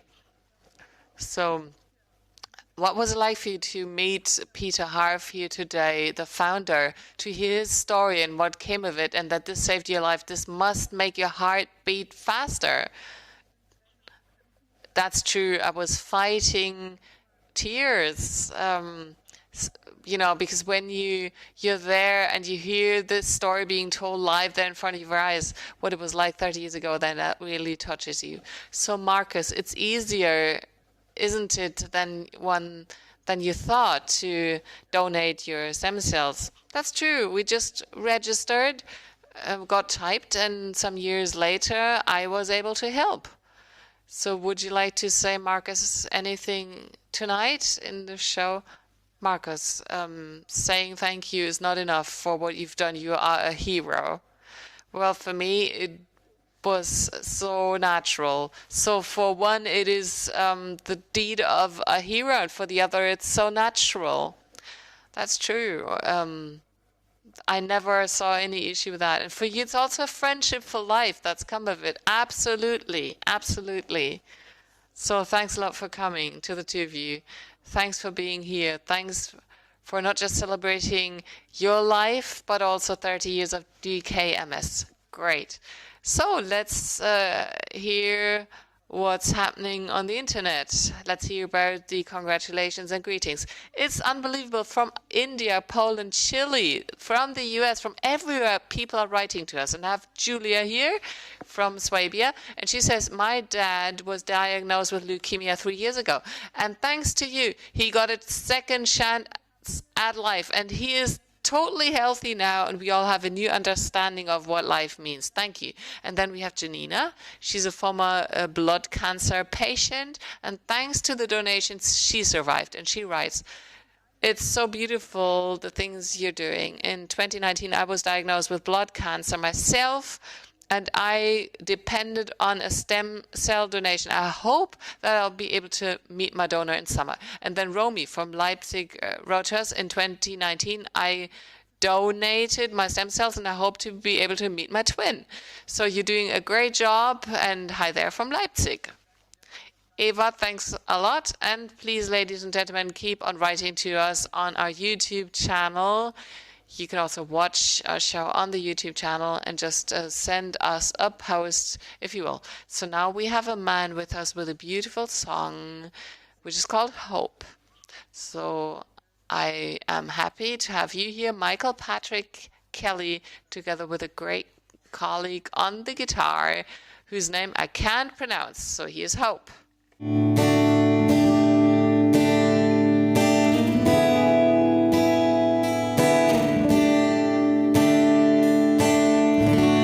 Come back to my childhood happiness.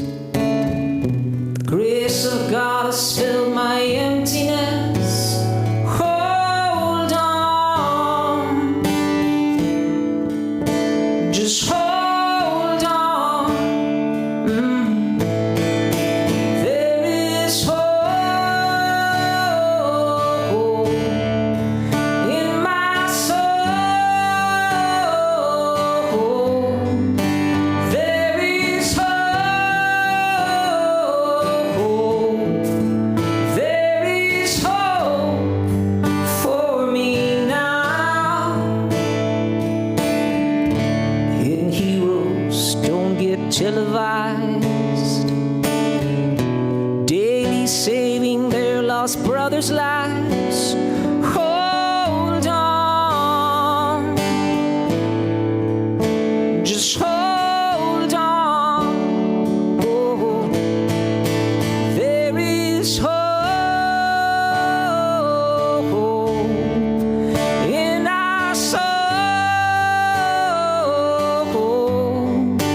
There is hope. There is hope for us all. No, no, I didn't learn. No, I didn't learn. Oh no, till my hands got burned. No, we never learned. No, we never learned till our fingers burn. There is hope. There is hope. There is hope. There is hope for us all.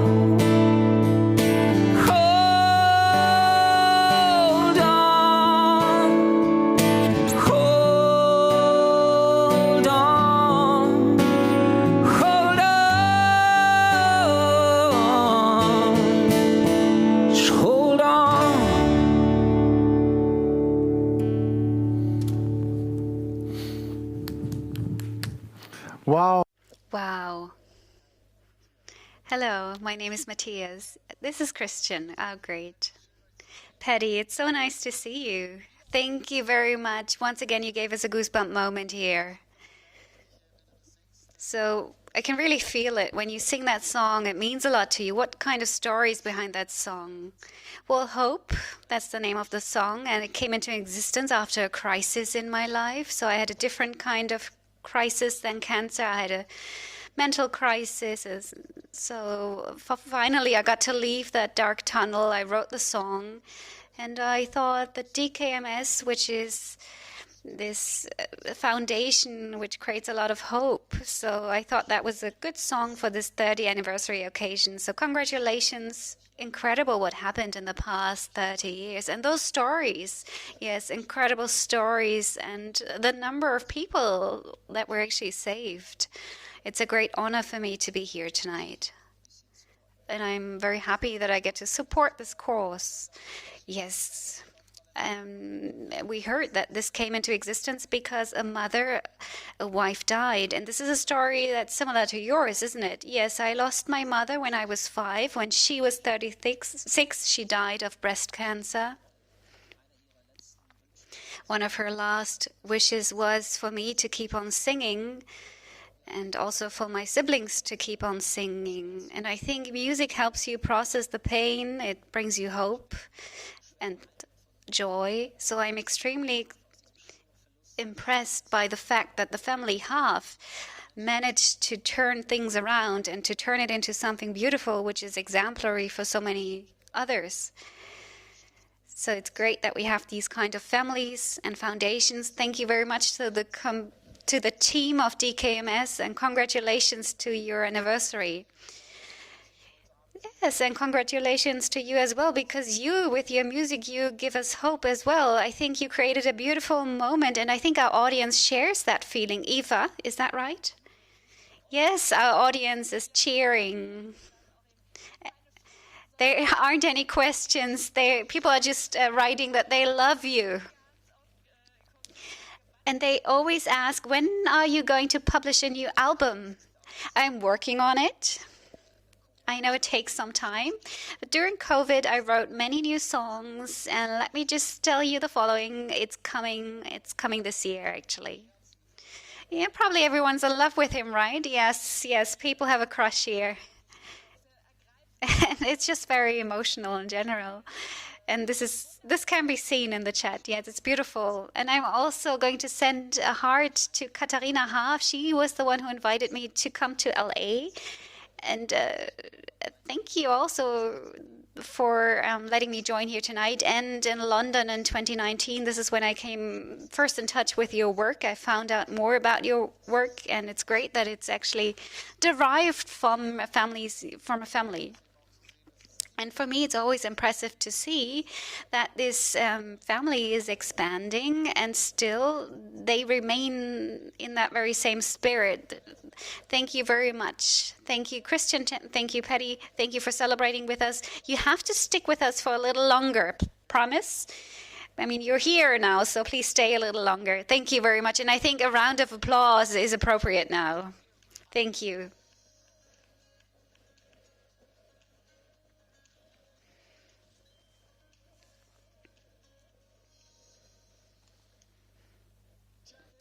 Elke, she's back. She's here again, our host tonight. What an emotional night, isn't it? Yes, it's very emotional. There were a couple of moments for me when I had goosebumps. Not just because of the music, right? But because of these heartwarming stories, when we heard about Jacqueline, for instance. But it's exactly about these moments and stories that drive you to continue and to develop new visions, right? Yes, exactly. This is the reason why we get up every single morning, because every single day we provide 21 new chances at life, and this is really a driving force. But we want to create more. Let us be aware of the fact that every 27 seconds someone is suffering from leukemia. So our aim is not just to create the largest pool of donors, but we are also investing in science. because we want to provide more chances for patients in order to keep living good and healthy. So this is why we created our own research unit. And I think worldwide, I know that worldwide we have the leading typing lab. Nobody is capable of examining the number of characteristics that we do. So 5 continents, that is what we talked about at the beginning. Yes, I actually have a dream. In 10 years' time, I would love for us to have 20 million donors on file in 20 countries. So right now, we are expanding abroad because we have so many different ethnic groups. And within an ethnic group, you are more likely to find your genetic twin and your donor. So think about it, 23,000 different characteristics of tissue. And so you have millions of combinations that are possible. So this means we are always constantly looking for the needle in the haystack. So worldwide, right? Let's not forget about that. Of course, we're here in Germany now where it all began, but you're expanding worldwide, and this saves lives worldwide. Every single time when you're looking for that needle in the haystack, you also learn something new, right? Yes, we've been working in 6 countries. We started in Germany, then we went to the US, then Poland, then we expanded to UK. Next came Chile, then India. And since March, we have a new family member, which is South Africa. So we have DKMS Africa right now, and it just came into existence a year and a half ago. It used to be called the Sunflower Fund in South Africa. And then the managing director called me Alana. We met in Frankfurt. And after 20 minutes time, we knew that we were a perfect match. And since March, we have the DKMS Africa. So it was an existing organization. Yes, it took us only a couple of months. Last year, we decided to partner up. And so in March, it was launched. And now the file is really exploding in numbers. What do you mean by that? Well, we're working together very closely, and we developed great programs. And Alana and her team now has 20 employees. So it makes it possible for us to have great donor drives. People are signing up in Africa, and this is the ethnic group where we need more donors. So South Africa is just a tiny part of the whole of Africa, right? So you are planning on building something big here. You want to operate on the continent, right? This is your vision. You want to operate on Africa. Yeah, this is why we actually called it DKMS Africa. So we started in Cape Town, and we are planning on expanding to Ghana, Namibia, Tanzania. So we have a lot to do. Yes, and I hope one day we're going to celebrate your 50th anniversary, and we're not only going to see 20 countries, but you're going to be with us, right? Yes, of course. In 20 years' time, I will be with you. I will be 44 years old. So, Elke, you just talked about Cape Town. Let's take a look to Cape Town. Alana James, she's joining us. Ciao, live in South Africa in Kapstadt. I will call it like this. Can you hear me? Oh, amazing. Thank you so much. So great to be with you all celebrating this amazing day today. Elke told me about your perfect match in Frankfurt. Is that right? Oh, absolutely. I think, we'd agreed that this was going to happen and we were going to change the lives for millions of patients in probably half an hour. Also ich sagte aber, nach einer halben Stunde war klar, dass wir It was absolutely clear, yes. Millionen Menschen das Leben retten können, und man merkt schon und hört schon, dass da, auch wenn man mit euch beiden jetzt ehrlich gesagt so spricht, dass da eine ganz, ganz große Sympathie ist. There's a big sympathy between you. I can feel that. Just it's a virtual way, but I can feel that. Alana. Wir haben den Vertrag auf einem Blatt Papier gemacht. We actually signed the contract on a piece of paper, on a flip chart. Yes, we had a flip chart. And I think that, the best part is that we knew exactly what we wanted to achieve. And that was to put patients in the center of what we did. And our flip chart was ready to go. Ja. Jetzt will ich einfach mal fragen. So I'm just going to ask you what's positive about your expectations in that partnership with the DKMS. And how positive is it with a special view in the future? Yeah, so look, we were looking for a partnership to really make a difference for patients. And we knew that our goals were to recruit as many donors as possible. Dkms was really the only choice. When we looked at the history of education and awareness and the amazing impact that they've had for millions of families, it was the perfect match, it really was. And I think the way forward for us is really the focus on the diversity of our donors, to recruit as many donors from diverse populations as possible to make sure that there is a match for every patient in need. Also vielleicht ganz So I'm just going to sum up, due to the size and the experience of DKMS, that was the perfect match. And especially in Africa, it's about finding as many donors as possible in a short period of time in order to save lives. As a group member, Alana. The benefit is definitely the collaboration, engaging with the most phenomenal teams at Dkms globally, having support and having people who really buy into the same passion and commitment we have for patients. I think their expertise that they've proven over and over again by the millions of donors that they've recruited, I think bringing that into the continent is just phenomenal. We could spend hours just listing the benefits of the partnership, but the reality is over the short period of time, we've already managed to find matches for patients in South Africa. And I think that's the biggest win we could think of. Also einfach auch hier nochmal der klare Hinweis, dass einer wirklich dieser... So once again, one of the big benefits is to actually be able to tap into an already existing pool, right? So you can react swiftly. And Elke, the way she's telling us about it, it seems that there's a big necessity, right? Yes, we do need these ethnic groups in Africa. They are very diverse.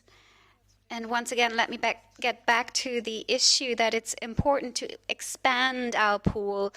People are saying 11 million people, but we need many, many more. I said, every single year we have 1 million new patients, and out of 10 donors, or out of 10 patients, only 7 will find the match. So what number is realistic for you? In 10 years' time, when we celebrate 40 years, 20 million is realistic. 20 million worldwide. I could imagine it to be even larger. In 10 years' time, due to the internet, yes, of course, but there are other pools we're working with.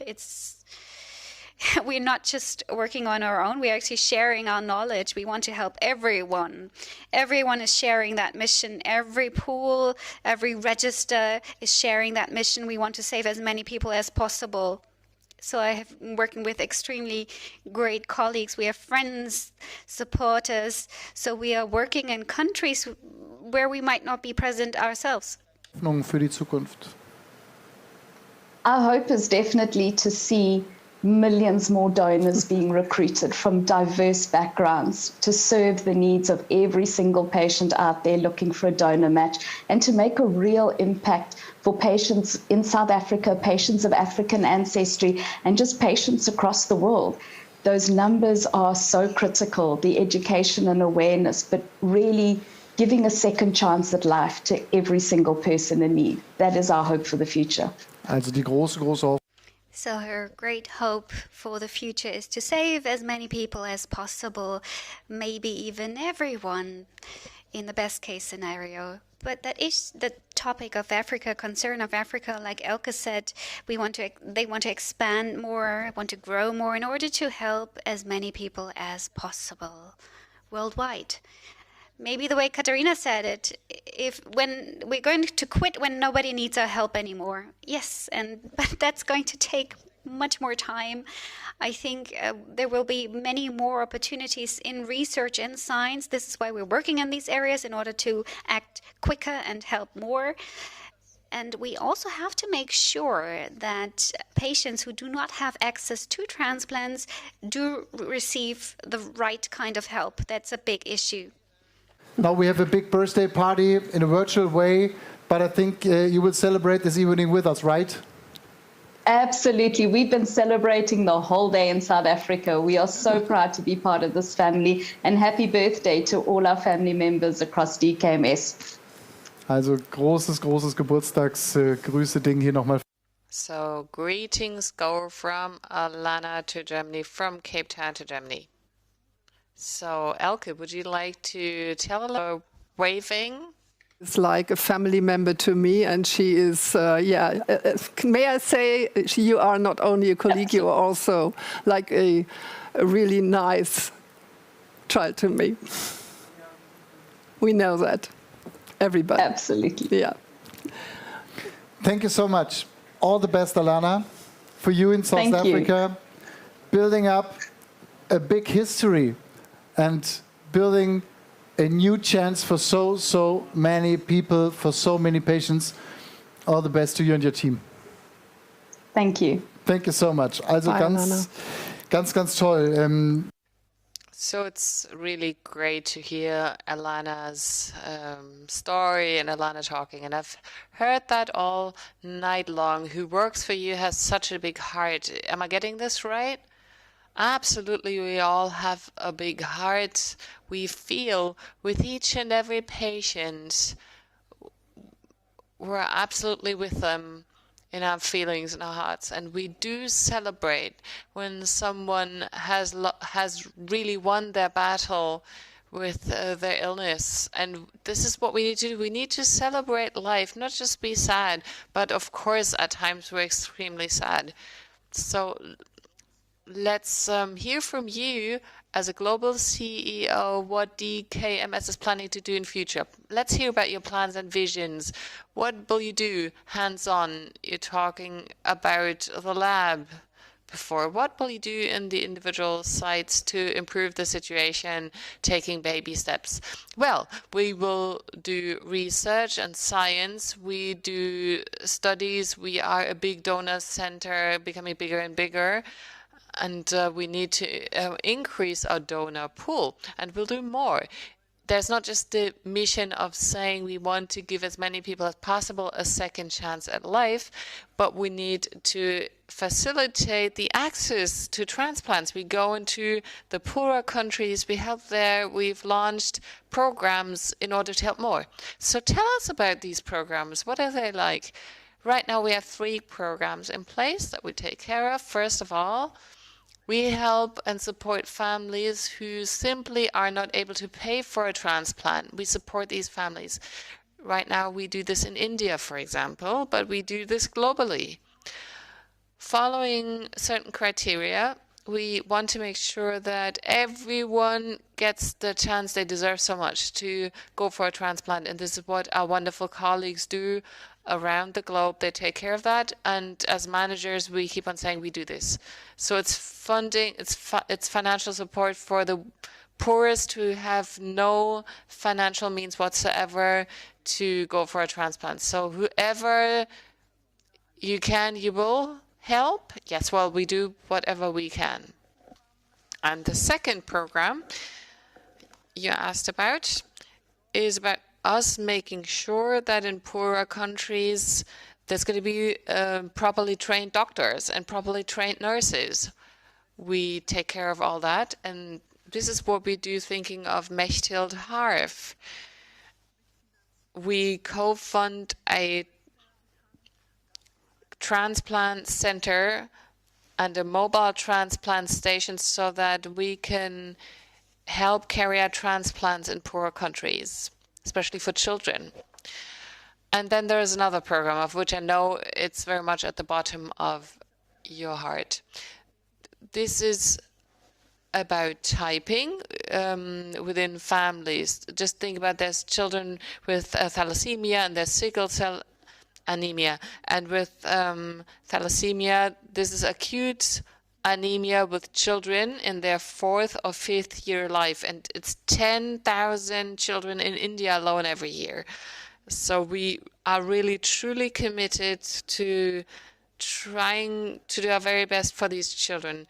They go into the transfusion centers and they get their blood washed, but that doesn't help. They need a stem cell donation, which is why we offer thalassemia camps for the families.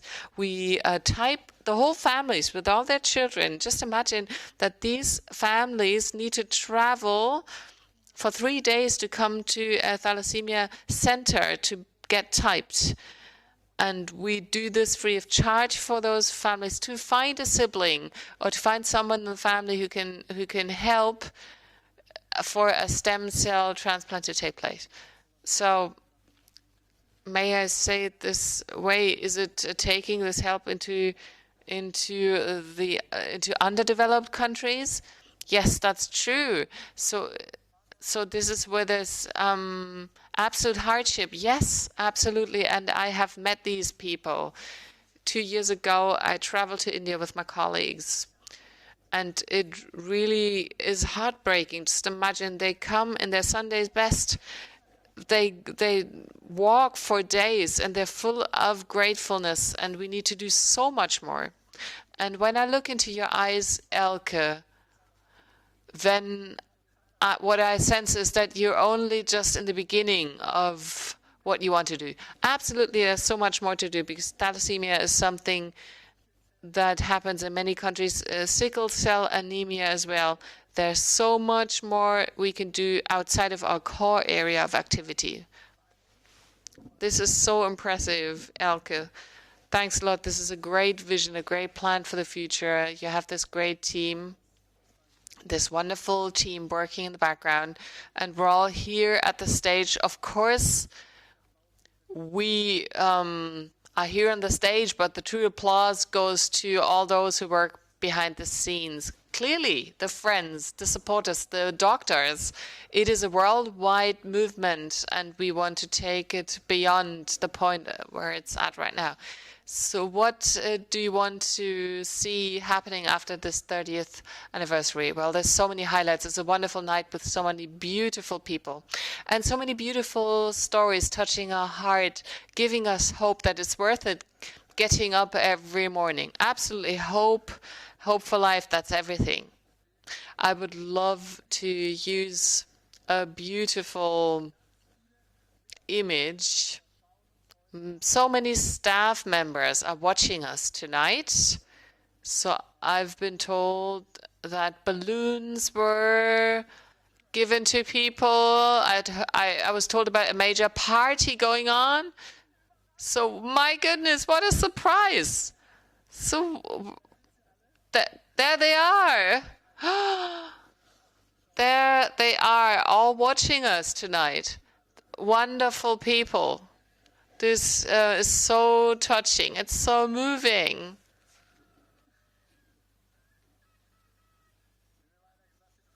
If somebody had told me 2 years ago that we'd be able to show an audience this way, I wouldn't have believed it. But it's beautiful.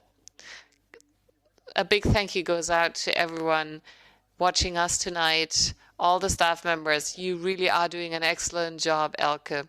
Thank you, Matthias. Thanks for celebrating this beautiful night with us. So it's not just what I would say that my heart is open. Eva would say the same. That's true.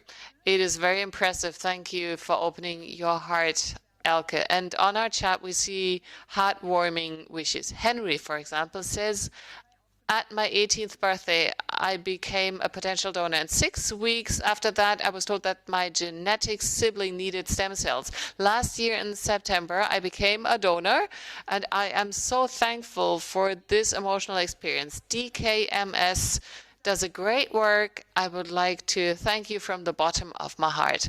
And Elke says, thanks to you, and thanks to my genetic sibling, and genetic twin, I was able to get a second chance at life. On my 25th birthday, I was able to meet them in Berlin. So thanks and hello to Matthias.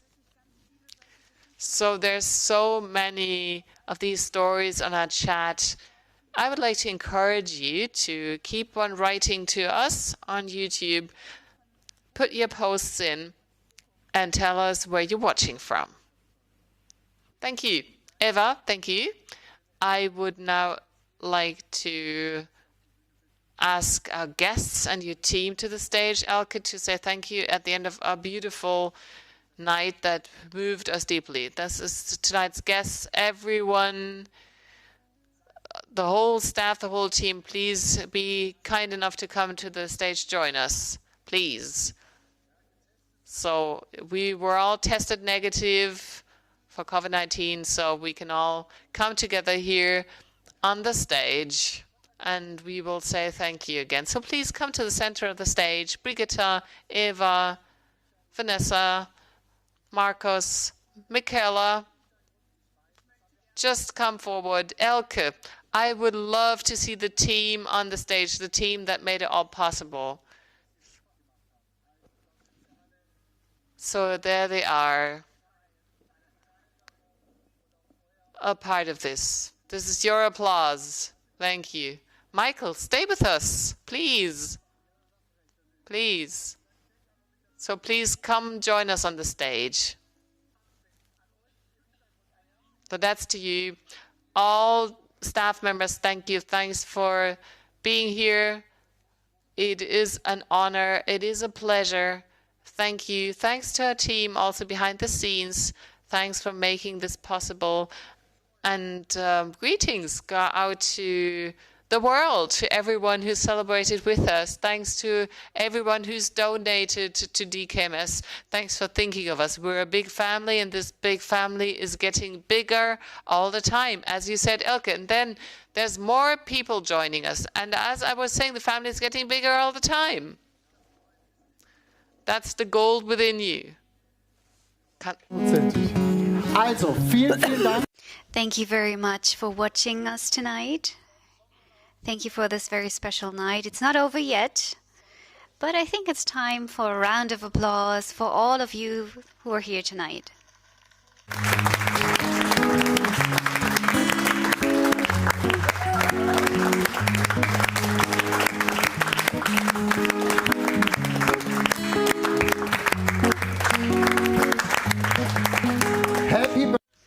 Happy birthday, DKMS. Happy birthday for the next 30 years to come. All the best to you in the whole wide world, wherever you are tonight. So we had wonderful music by Michael, Patrick, Kelly, and Christian. So now they're going to sing Beautiful Madness. Thank you very much. Stay healthy, stay sound.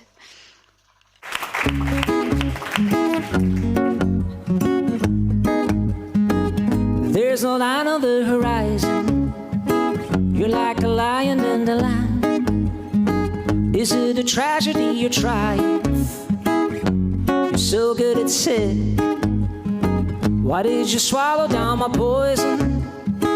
Now I'm your number one fan. Naked on the desert island. You're so good at sin.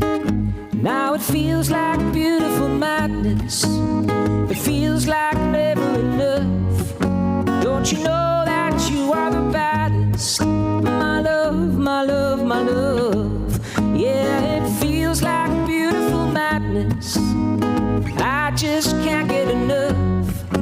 Don't you know that you're leaving me breathless? My love, my love, my love.